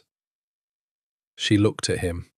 He looked at her, and neither of them said anything more, because some things are more accurately conveyed in the silence between 2 people who have stopped pretending they are only what they started as. The week after the attack reorganized everything. The 13th floor's security was overhauled in 48 hours. Different guards, different protocols, an operation that Marco directed from his bed with the same focused efficiency she'd watched him apply to everything else. Except this time, she noticed that he checked on her between every meeting, appearing in the doorway of her temporary room to ask, not quite ask, because asking was not exactly in his vocabulary, but to stand in the doorway with an expression that communicated the question clearly enough, whether she was all right.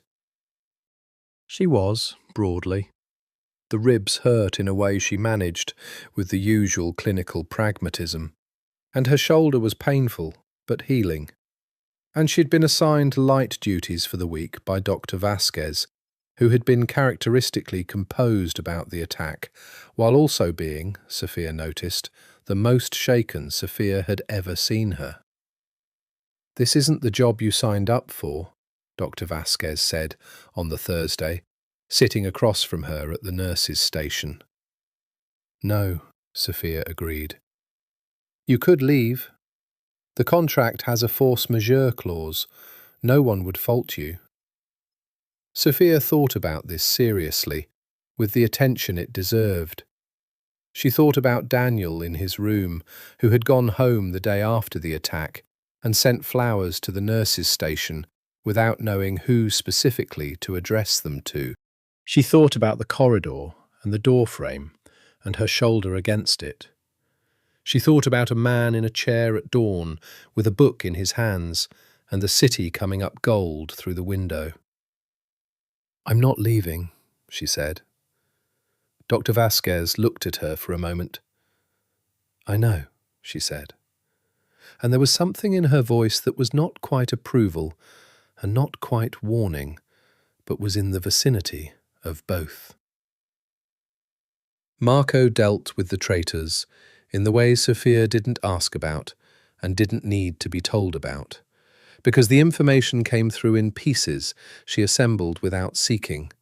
A name mentioned in a phone call, the quality of Marco's voice in 2 conversations she was not a part of, but was peripherally present for. The way the guards changed and the quality of the tension on the floor changed, decreasing in a way that felt like the release of pressure that had been building for a long time. What she did know, directly, was this. He called her into his room on the Friday evening and said, "I'm going to Palermo." She had been waiting for this, in the way she'd learned to wait for things on the 13th floor, Not with impatience, but with attention. She set down the chart she'd been reviewing and looked at him. "For the trial continuation," she said. "Yes, Hopkins has a partner institution in Palermo. Dr. Webb has cleared it." He was looking at the window, the habit of weeks. "I'm going to close operations here, hand management to my second. Retire." She absorbed this. "Retire," she said. "I have enough evidence on the faction that orchestrated this to make their lives very complicated. I'm going to use it. And then I'm going to stop." He said it without drama, which was the only way he seemed capable of saying anything. "I've been doing this for 23 years. I'm 42. I have a house in Palermo I've never slept in." A pause.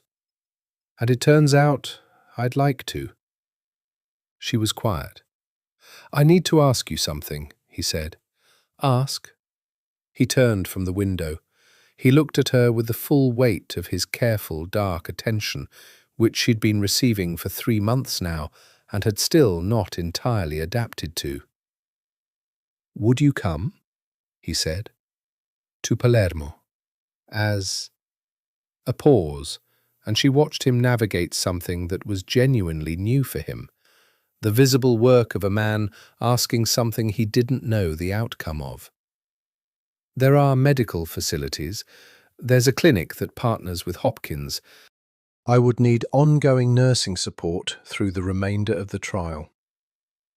"That's the clinical answer," she said. He held her gaze. "Yes, I'm offering you the clinical answer because the other answer is..." He stopped. "I'm not good at the other answer." "Try," she said. A long pause. Marco Esposito, who had never appeared to struggle with words in the entire 3 months of her knowing him, was visibly struggling. "I want you there," he said finally. "Not as my nurse, or not only as my nurse. I want..." He seemed to be finding the sentence from somewhere new, somewhere that hadn't had much use. "I would like to know what it looks like.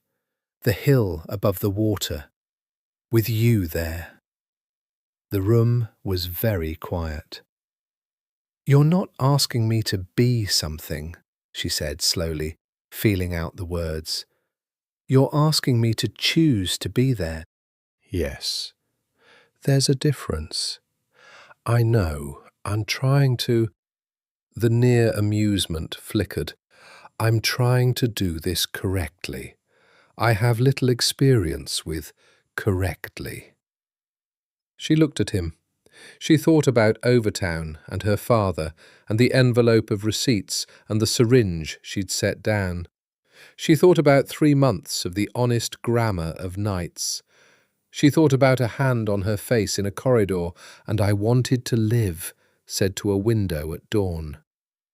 She thought about a hill above the Mediterranean and a house that had been waiting 20 years for someone to sleep in it. "I need to think about it," she said. "Give me a week." He nodded. He didn't push, didn't negotiate, didn't apply any of the pressure that she knew he was capable of applying. He just nodded, which was, she thought, the most persuasive thing he could have done. The week he gave her was both very short and very long.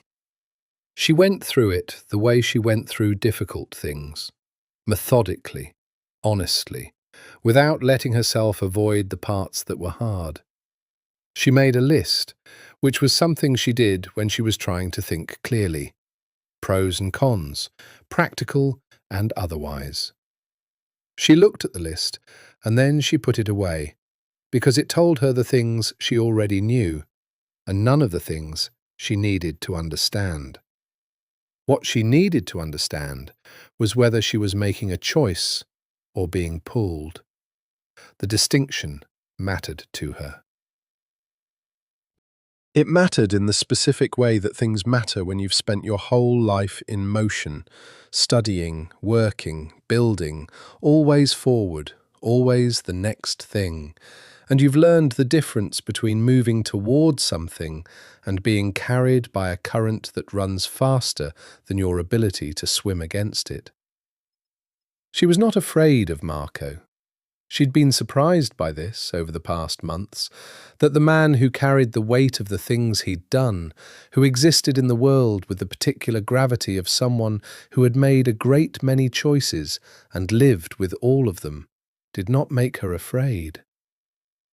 What he made her was, and she turned this over carefully, the way you turn a stone to see what's underneath, present.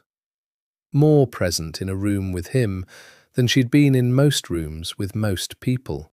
That was one thing. The other thing was her father. She had not forgiven Marco.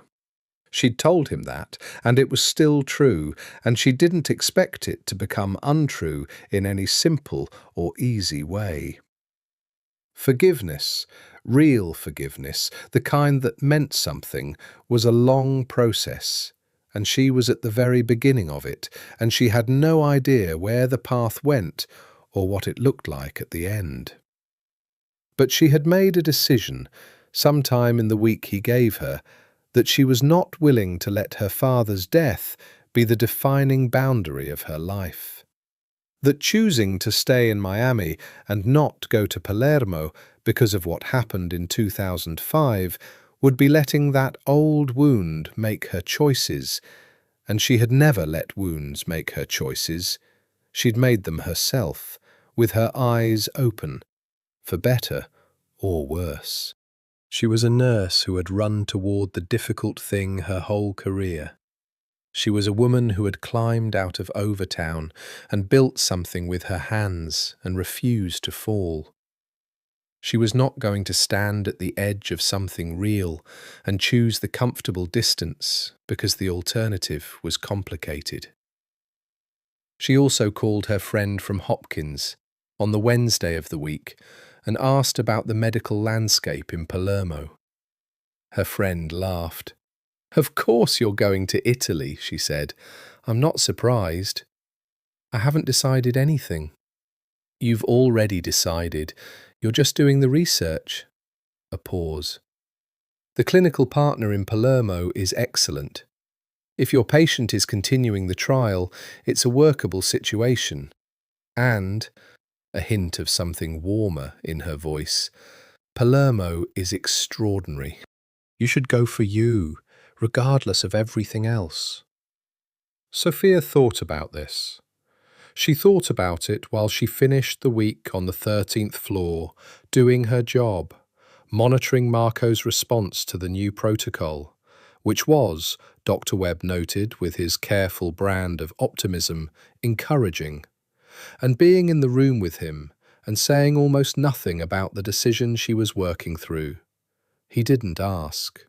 He was very carefully not asking, which she noted and appreciated, and which was also, she recognized, one of the things that made him what he was to her, someone who understood the value of giving a person space to make their own choice. On the Sunday evening, the last evening of the week he'd given her, she was at her station doing her end-of-shift paperwork when he said from his bed, "Sofia." "I know," she said without looking up. A pause. "You know what?" "I know my answer." She set the tablet down. "I'm coming to Palermo." The silence that followed had a particular quality, the specific, weighted quality of a significant thing landing in a room and being received by a man who had learned, over many years, not to show too much of what he received. "Why?"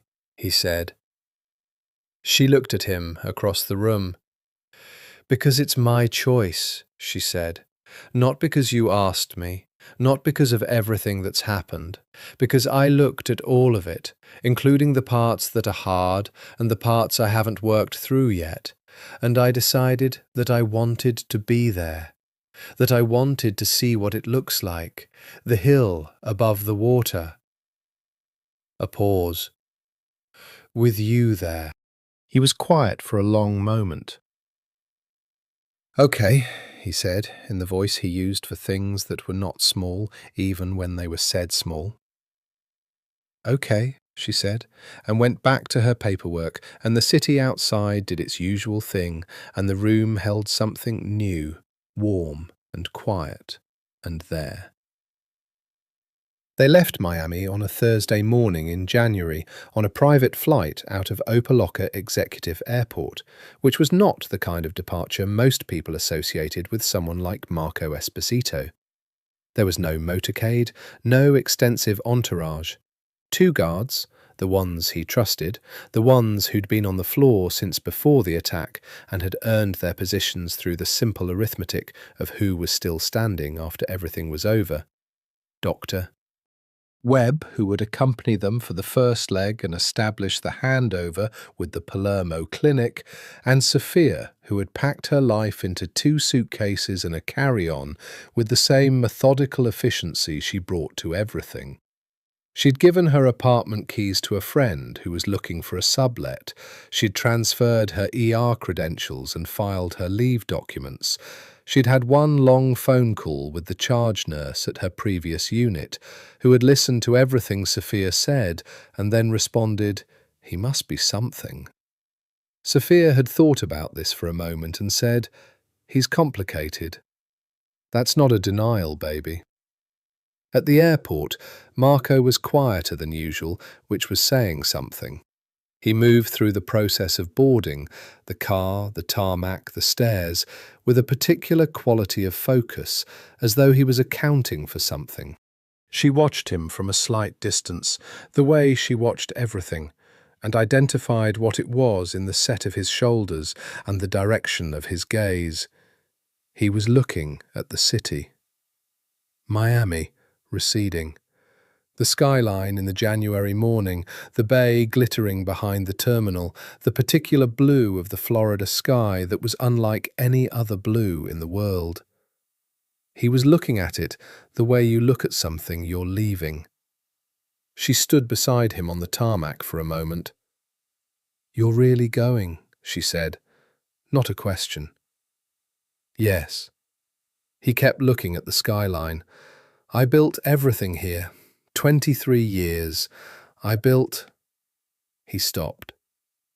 It was supposed to be the thing that mattered most. And now? He looked at her.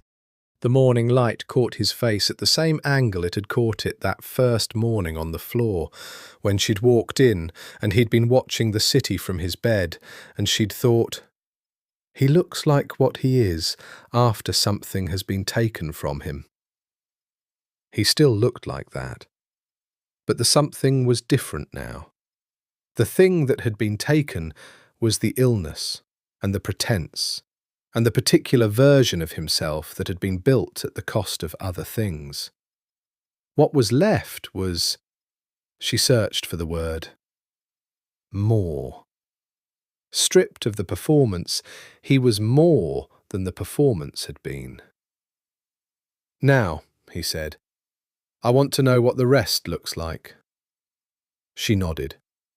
They boarded the plane.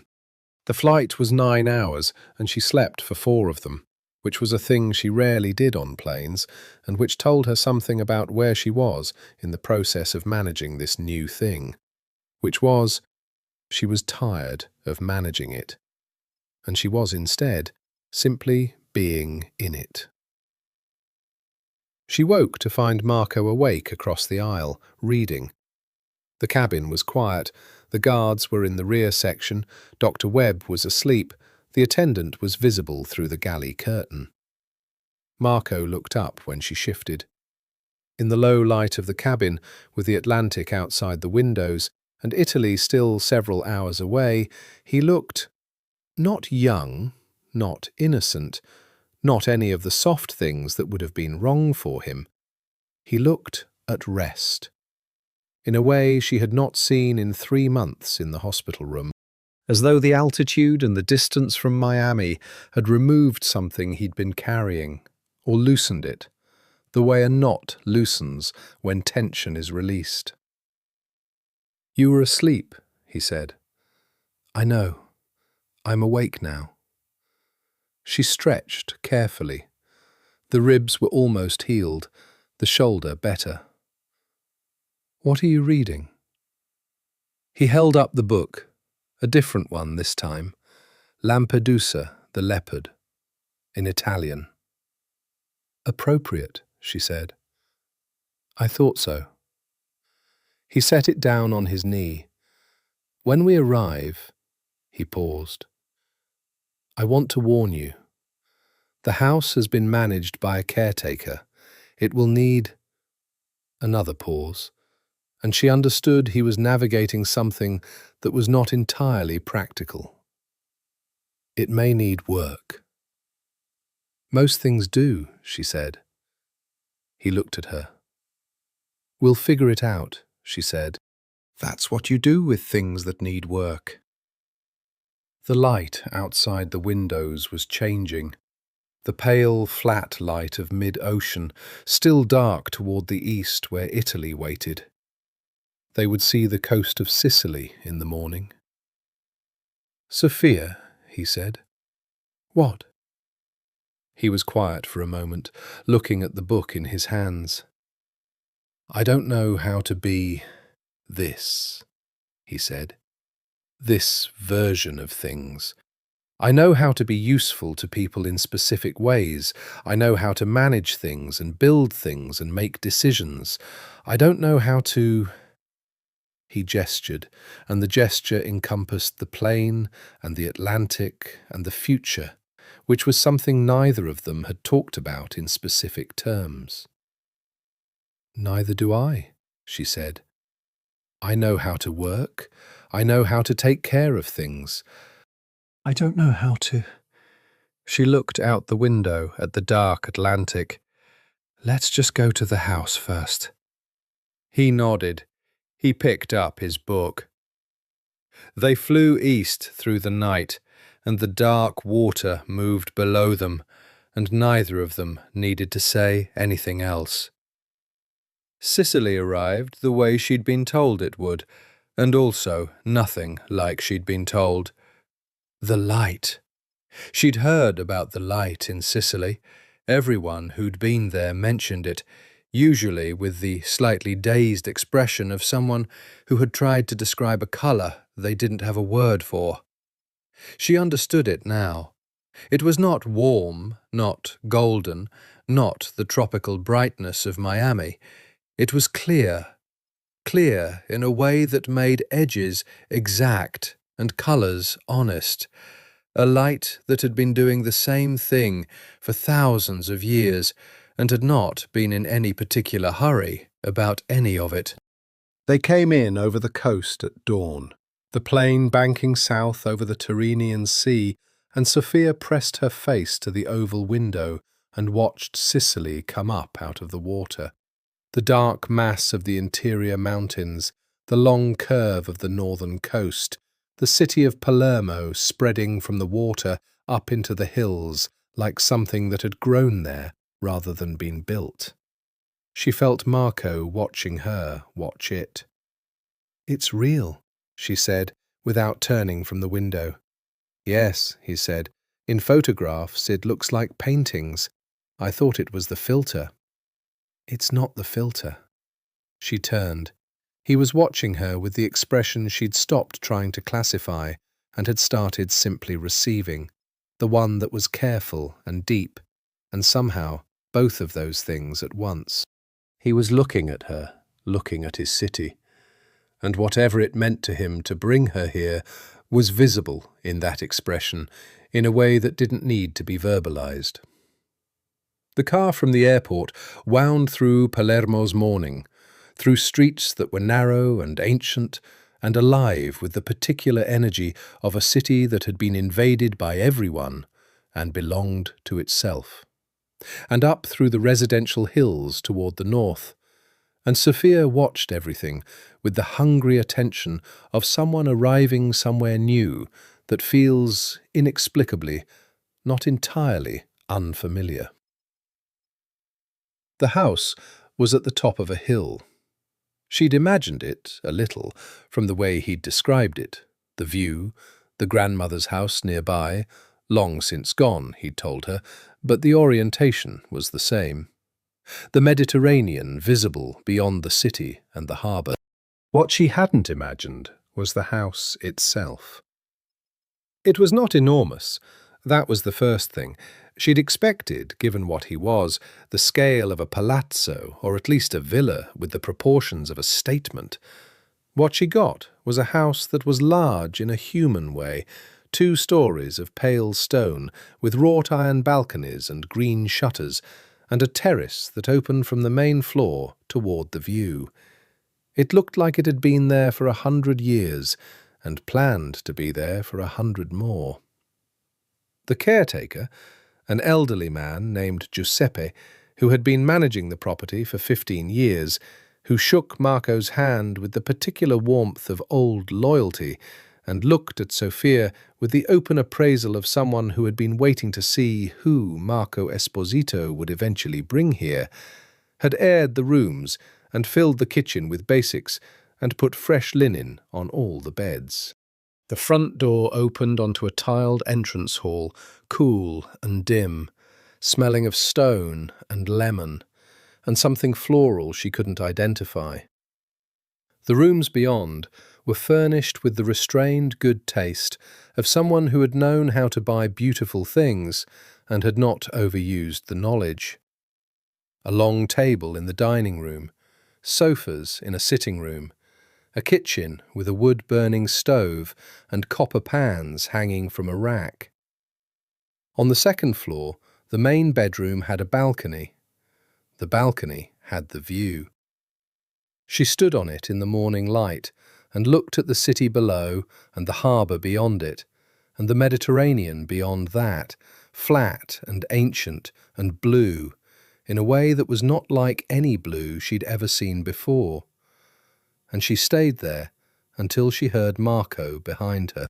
He came out onto the balcony and stood beside her without touching her, the way he'd always maintained a specific distance in the hospital, not cold, not formal, just respectful of something between them that had never been formally negotiated. "You've really never slept here," she said. "Never." She looked at the view. "We're going to fix that." He was quiet for a moment beside her. Then, in a voice that was very quiet and very precise, "Yes, I think we are." Below them, Palermo went on being ancient and beautiful, and the sea went on being the sea, and the light did its extraordinary specific thing, and neither of them moved for a very long time. The 6 months in Palermo were not a love story in the way that love stories usually go, because the people in them were not those kinds of people.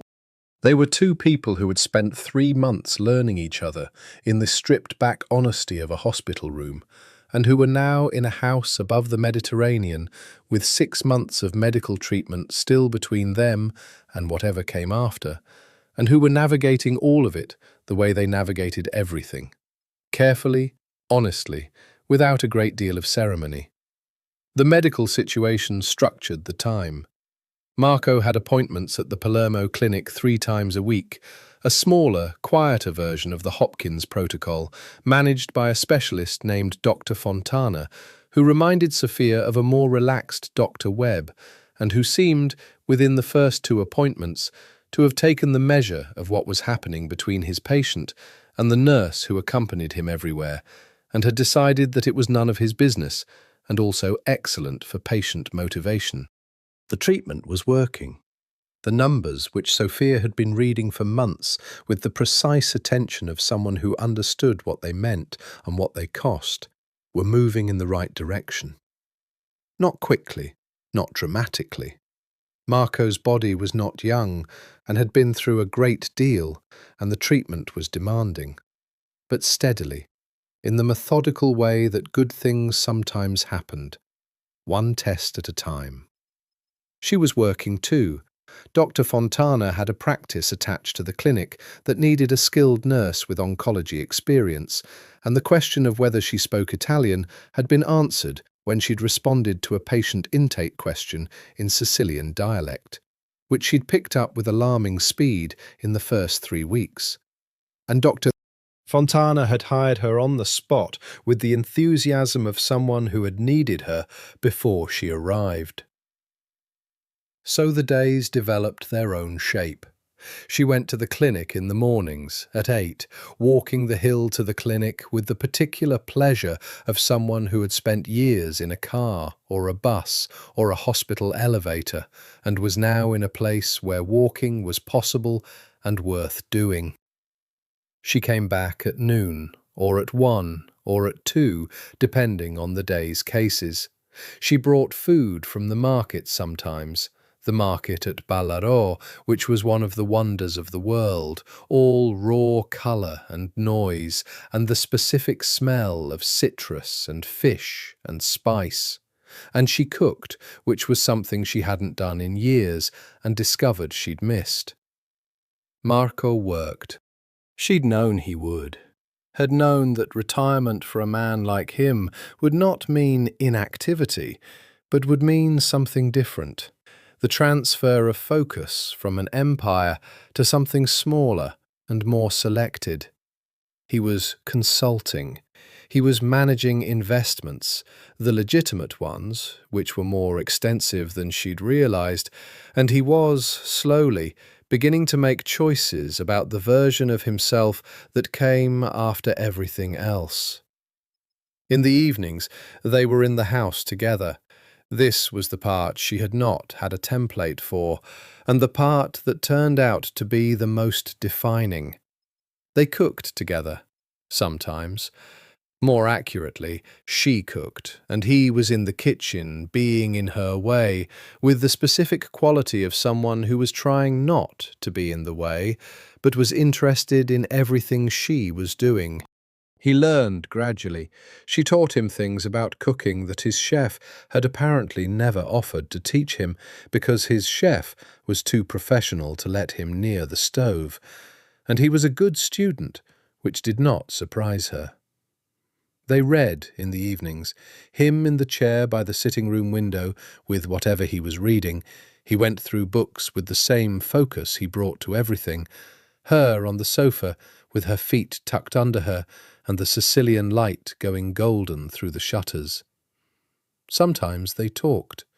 Sometimes they were quiet in the same room in the way that required nothing, which was the thing she'd noticed first about him in the hospital, and which had only deepened here. It was not without difficulty. There were nights when the treatment hit him hard, when the fatigue accumulated into something heavier than fatigue, when the nausea returned for a day or two and had to be managed, when she sat up through the dark hours, watching his breathing and logging his temperature, and being his nurse in the strict and immediate sense. He didn't pretend in those nights that he was fine. He'd stopped pretending somewhere in the hospital. He let her be what she was to him in those moments, competent, calm, the steady anchor she'd always been, and she was grateful for it, and told herself that the particular ache of watching him suffer was a clinical concern. She stopped lying to herself about it sometime around the 3rd month. There was a night, the specific light, the one she identified later as the moment the last carefully maintained distance collapsed, when he was sitting on the terrace at midnight, unable to sleep after a particularly hard infusion day, looking at the harbour lights in the darkness below. She brought him tea, the specific kind Dr. Fontana had recommended, ginger and honey, the thing that helped on the bad nights, and she was going to set it down and go back inside, and then she sat down instead. They sat there, on the terrace, in the Palermo midnight, with the city below and the sea beyond and the stars above, and after a long time he reached over and took her hand. He didn't say anything. She didn't say anything. She held his hand, and the Mediterranean moved in the dark below them, and nothing required a word. The conversation happened on a Saturday in late spring, when the air in Palermo smelled of jasmine and the sea, and the light was so precise it made everything it touched look like it was made of itself. They were on the terrace after dinner. She had made pasta with pistachios and lemon, a recipe she'd learned from a woman at the market whose approach to instruction was to demonstrate exactly once and then watch you do it yourself. And the evening was warm and still, and the city below them was settling into its night sounds. She had been thinking for several days about something she needed to say. She'd been turning it over in the methodical way she turned over the things that mattered, looking at all the sides of it, making sure she was saying the right thing and not just the thing that was most convenient. "I've been thinking about my father," she said. He was very still beside her, not the dangerous stillness, she'd stopped confusing the two, but the attentive one, the one that meant, "I'm listening." "About what happened," she said, "and what it means now, what I've decided about it." He didn't speak. He waited. "I was angry for a very long time," she said. "Not just at you, at everything, at the situation, at the way things happen to people who don't deserve them, at the fact that someone can make a decision in a frightened room, and the cost of it gets paid by a child standing in a doorway." She looked at the harbour, at the lights on the water. "That anger it was mine. It was appropriate. I was allowed to it." "Yes," he said, "you were." "And I still am, in some ways. I don't think the anger goes away entirely. I'm not sure it should." She turned and looked at him. "But I've been thinking about what else is true, alongside the anger." A pause. "I've been thinking about a man who was 20 years old and building something in a city that wasn't his, and who made a decision in a moment of pressure that he couldn't undo, and about what that meant for the 23 years after." She held his gaze. "You didn't forget him. You could have. A lot of people would have." He was very quiet. "The scholarship wasn't guilt money," she said, "or not only. I've thought about this. The way it was structured, the way it tracked what I needed, that's not how you do something that's just about relieving your conscience. That's how you do something when you're watching." She breathed. "You watched?"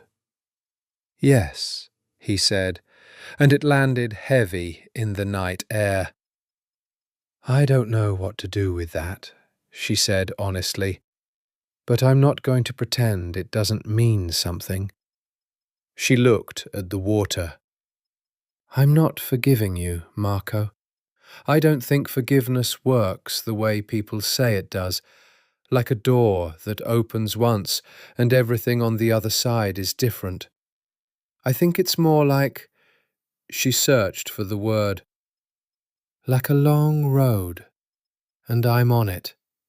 I'm further along than I was when I walked onto that floor in October." He was looking at her with the expression she'd come to understand was what he looked like when he was being moved and refusing to pretend he wasn't. "That's more than I expected," he said. "More than I have any right to." "I know. I'm telling you anyway, because I don't see the point in having the truth and not using it." She looked at him directly. "I'm also telling you because I think you should know that the thing I am to you, whatever this is, isn't happening despite my father, or despite everything else I know about you.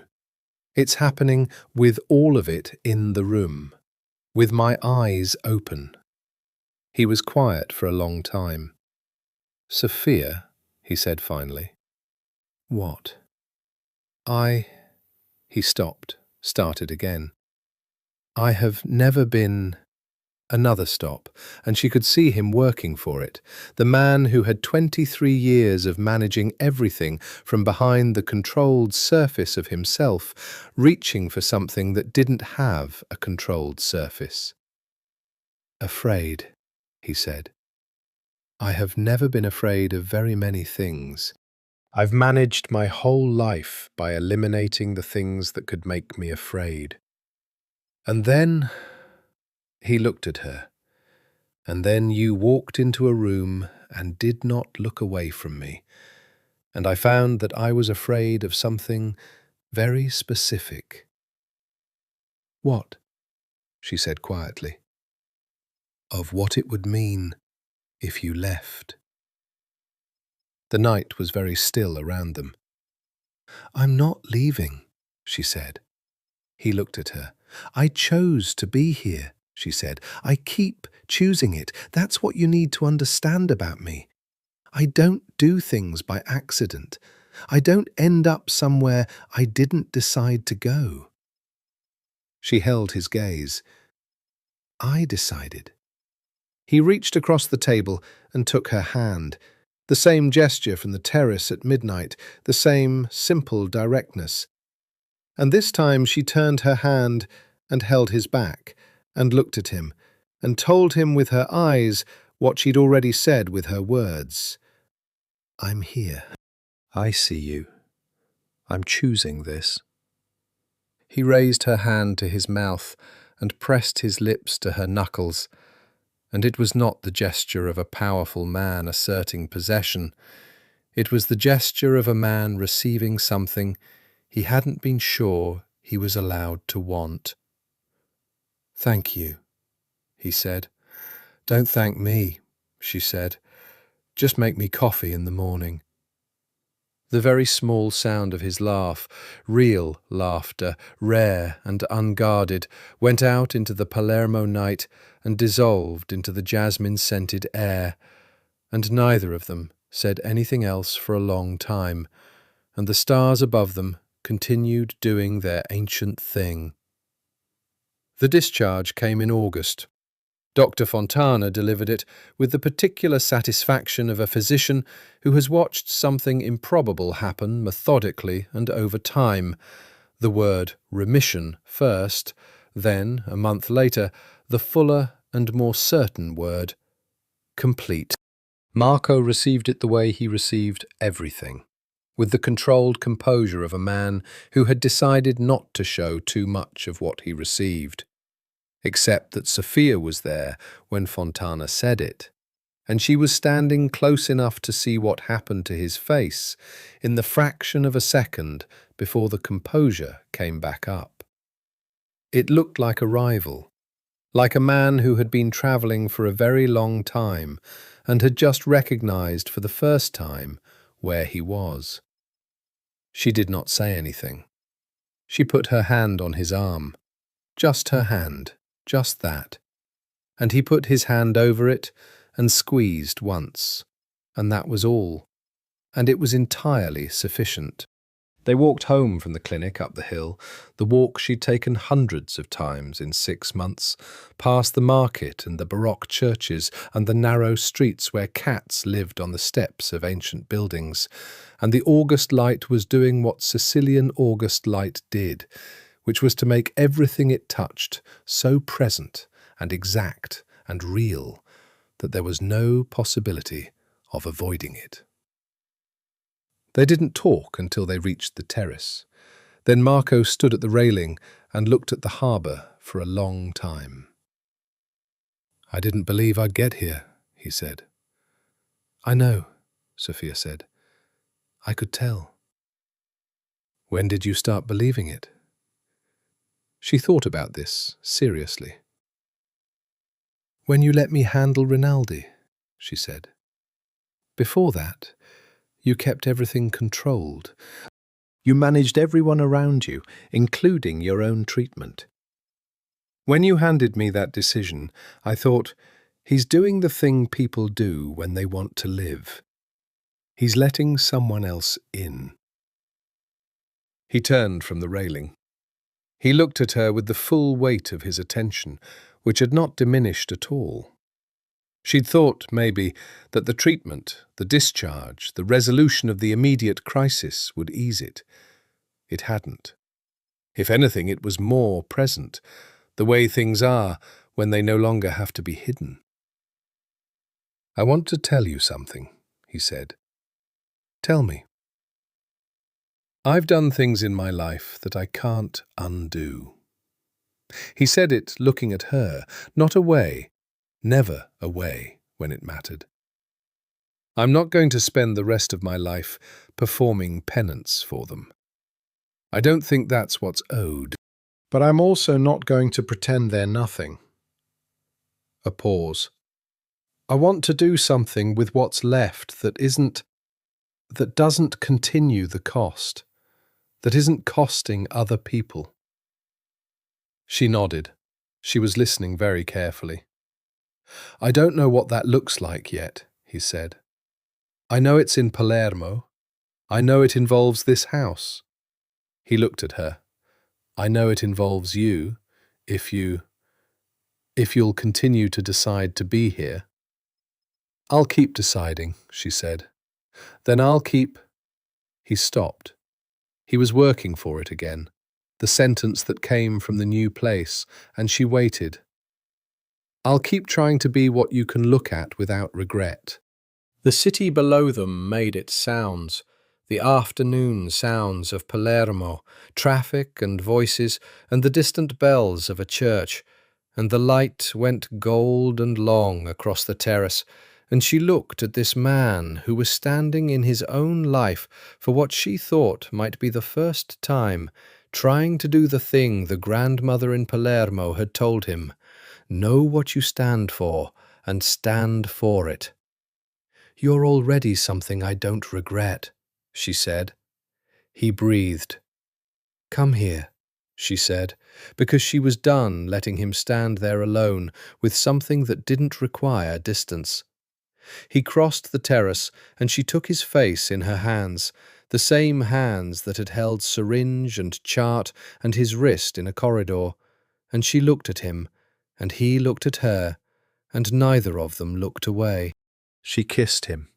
He kissed her back, and his hands went to her waist and held her the way he held things he didn't want to lose, which was carefully and completely, and the Sicilian evening went gold and warm around them and said nothing, because it had been here for thousands of years and had seen everything, and it understood.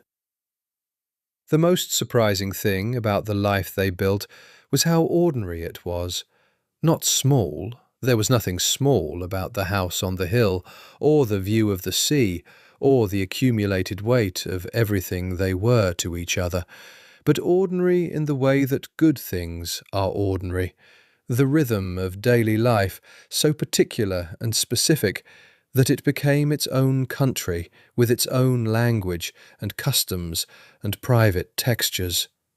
She went to work at 8.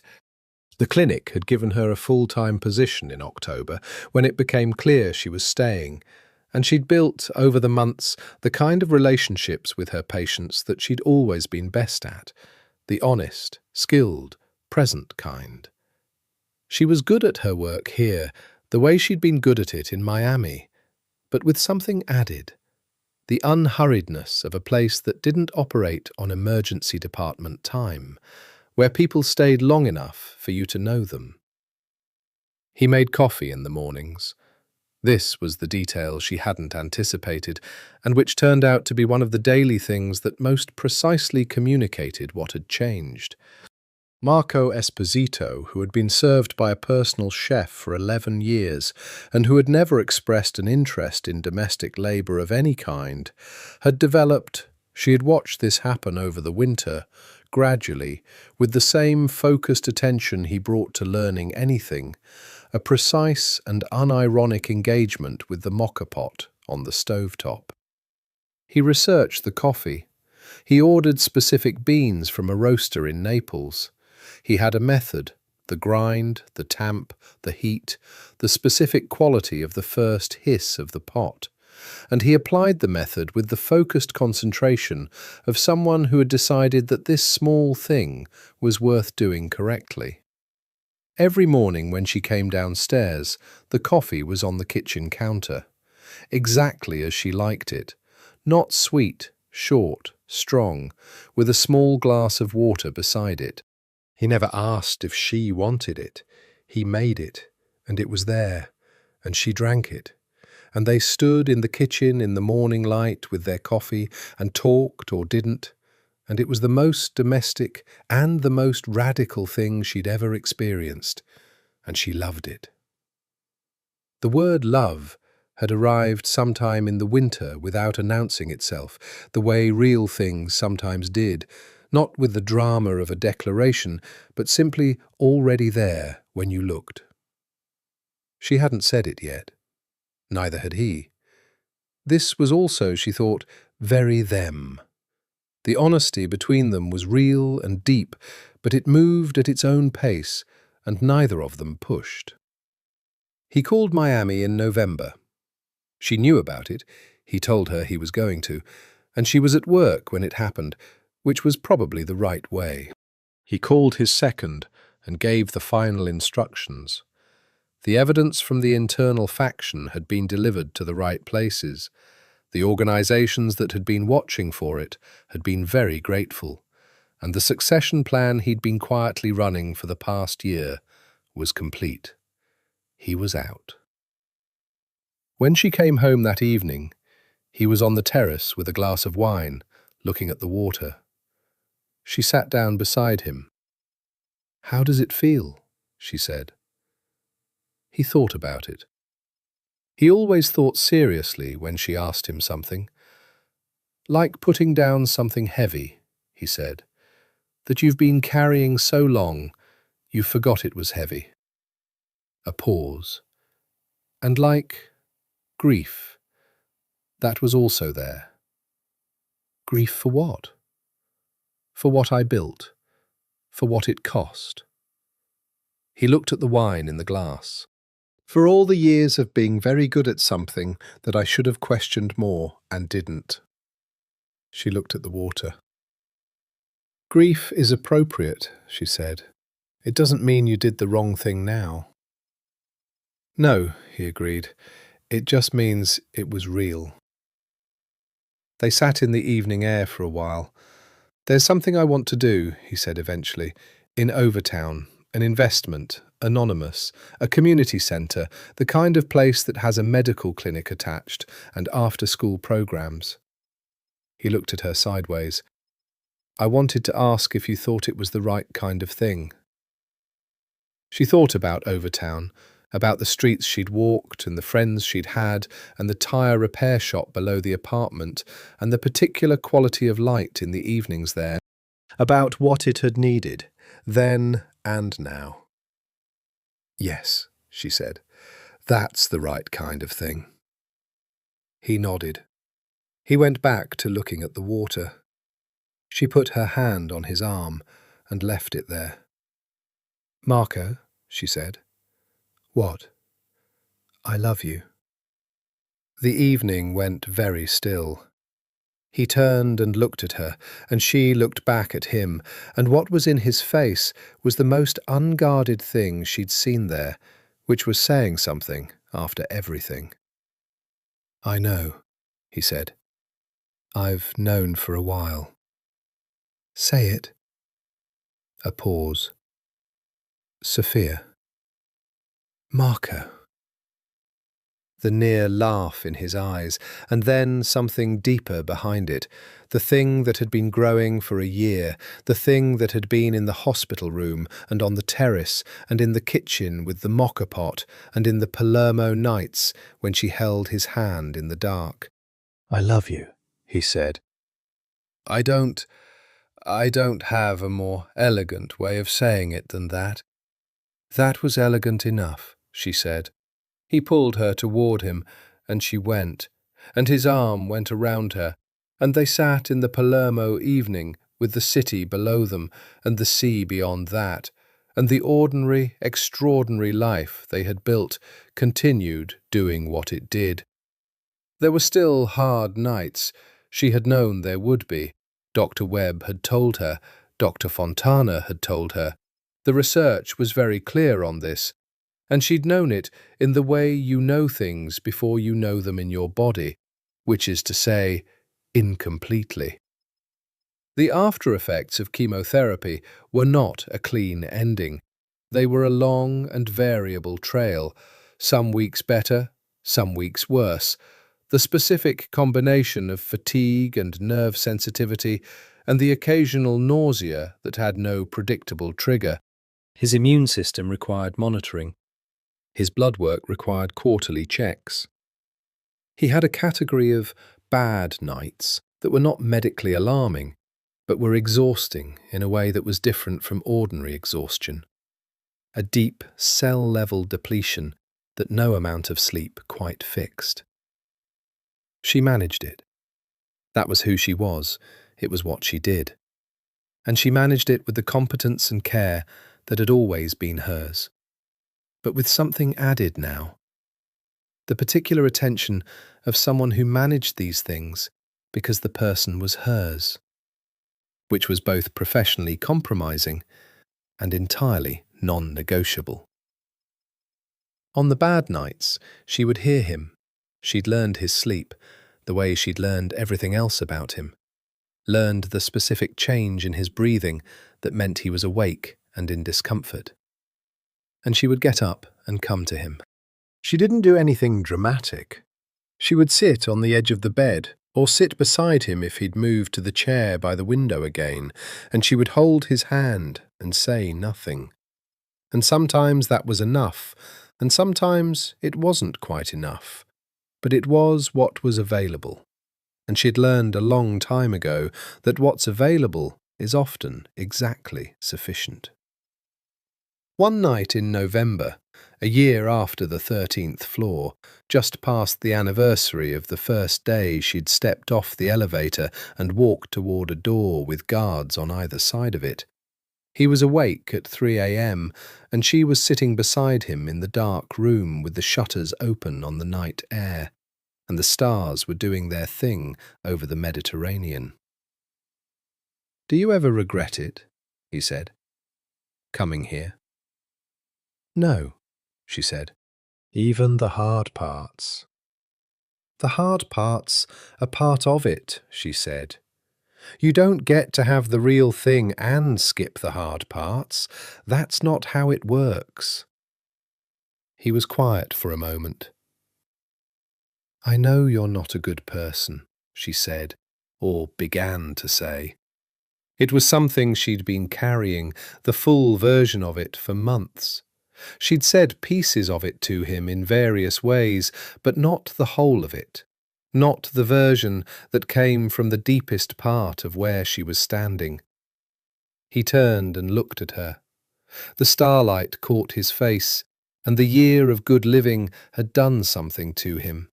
There was more colour now, and less of the drawn exhaustion of the hospital room, and something in the set of his face that had settled, like a man who has stopped fighting a current and is moving with it instead. "I know," he said. "You've done things that cost people. Some of them people I loved, and more people I didn't know, but who mattered to someone the way my father mattered to me." "Yes," he said. "That's true." "And I know all of that," she said. "I came here knowing all of that. I'm here now knowing all of that." "I know." "But I'm trying," she said. "For me, that's enough." He looked at her. "Trying what?" he said quietly. "Trying to believe that people can be more than the worst of what they've done. That what you do after matters. That the long road is real." She looked at him steadily, in the dark, with the Mediterranean outside the window and the city below asleep and the year of this life between them. "I'm not naive. I see what you were and what it cost. But I also see what you're doing now and what it means. and I'm choosing to live in both of those things at once." He was very quiet. "That's more generosity than I've earned," he said. "Maybe," she said, "but it's what I have, and I'm offering it." He reached for her hand. She gave it to him. He held it in both of his, the way he held things he valued, completely, as though the holding itself was a kind of statement. "I'm going to try," he said. "For every day I have left, I'm going to try to be worth that." "I know," she said. "That's why I'm here." The night moved around them, and the stars continued their ancient, indifferent routine, and the man who had once been the most powerful and perhaps the loneliest person she'd ever known sat beside her in the dark and held her hand, and she held his back, and neither of them needed anything else.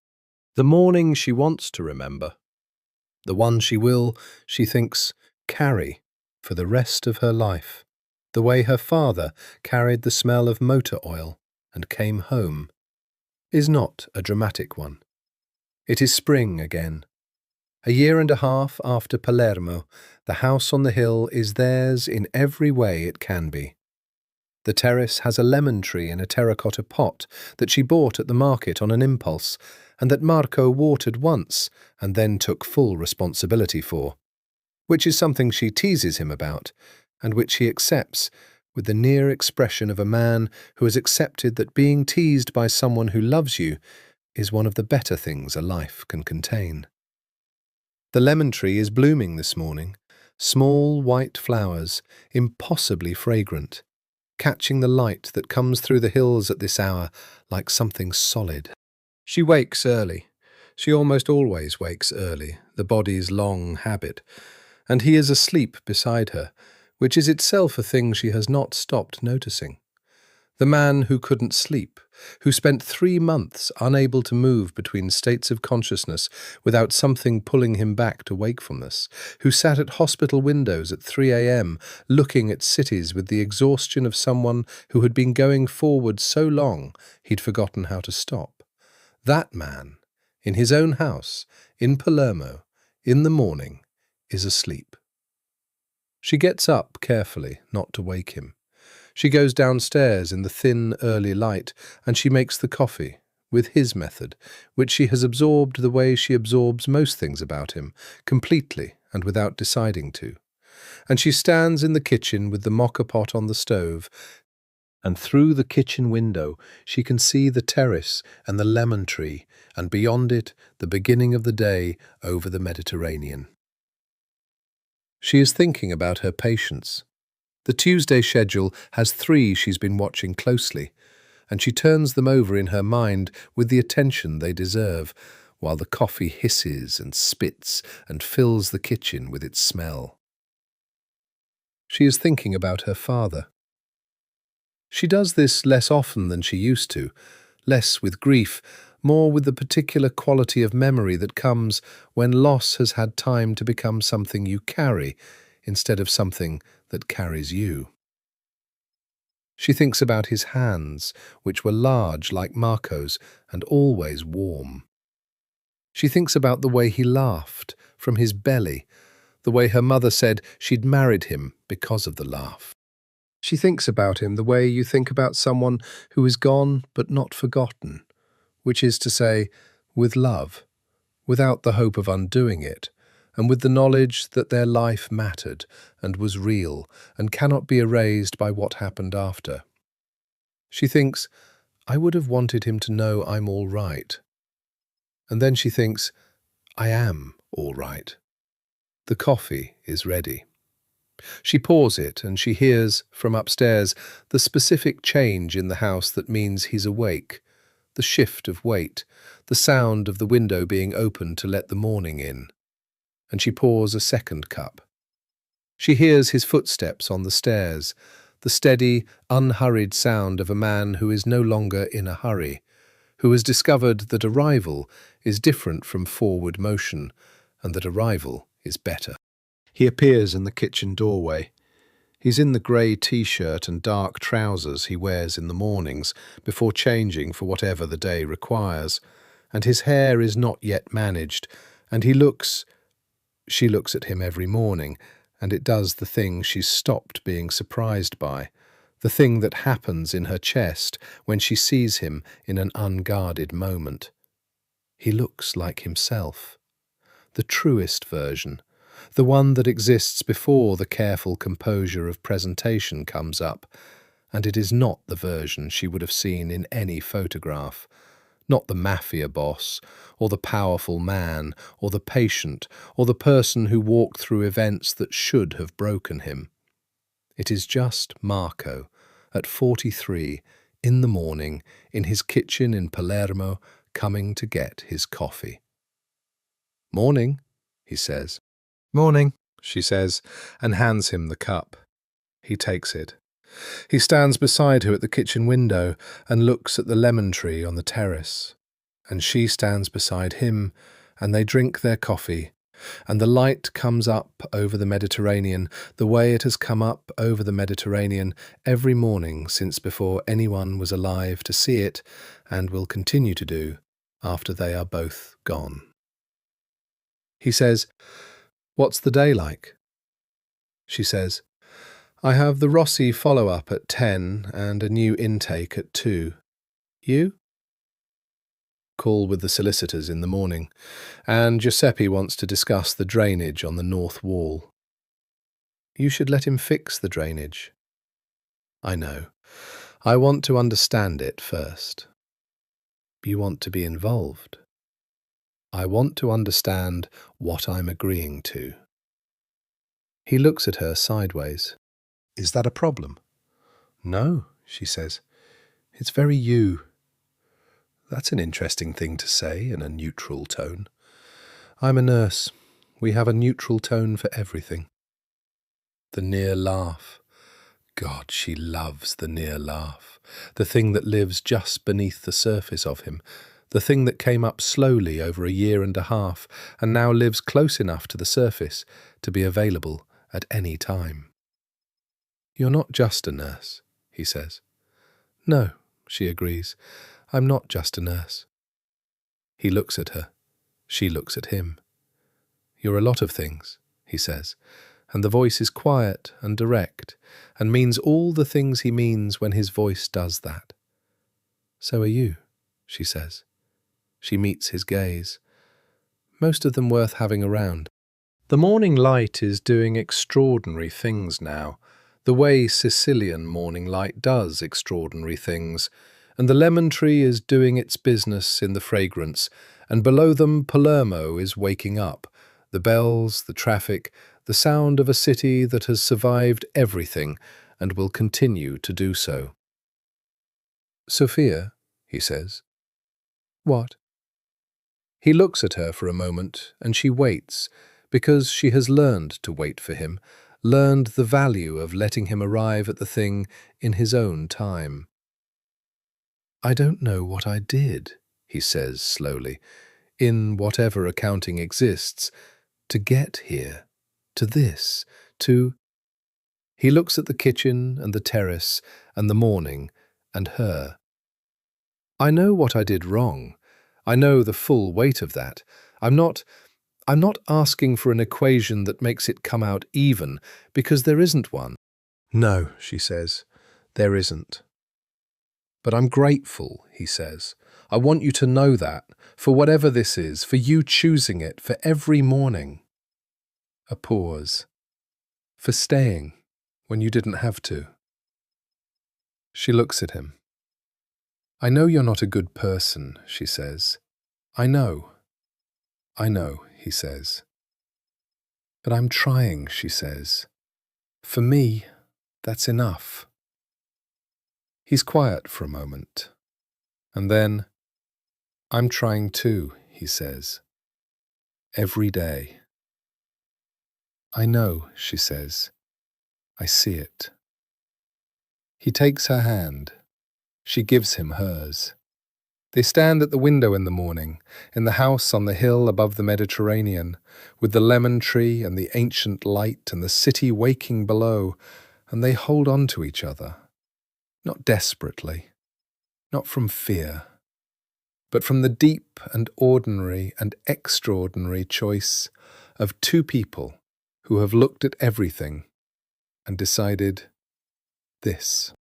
Here, you. She goes to work. He makes more coffee and waits. At noon, she comes back up the hill, and the house is here, and so is he.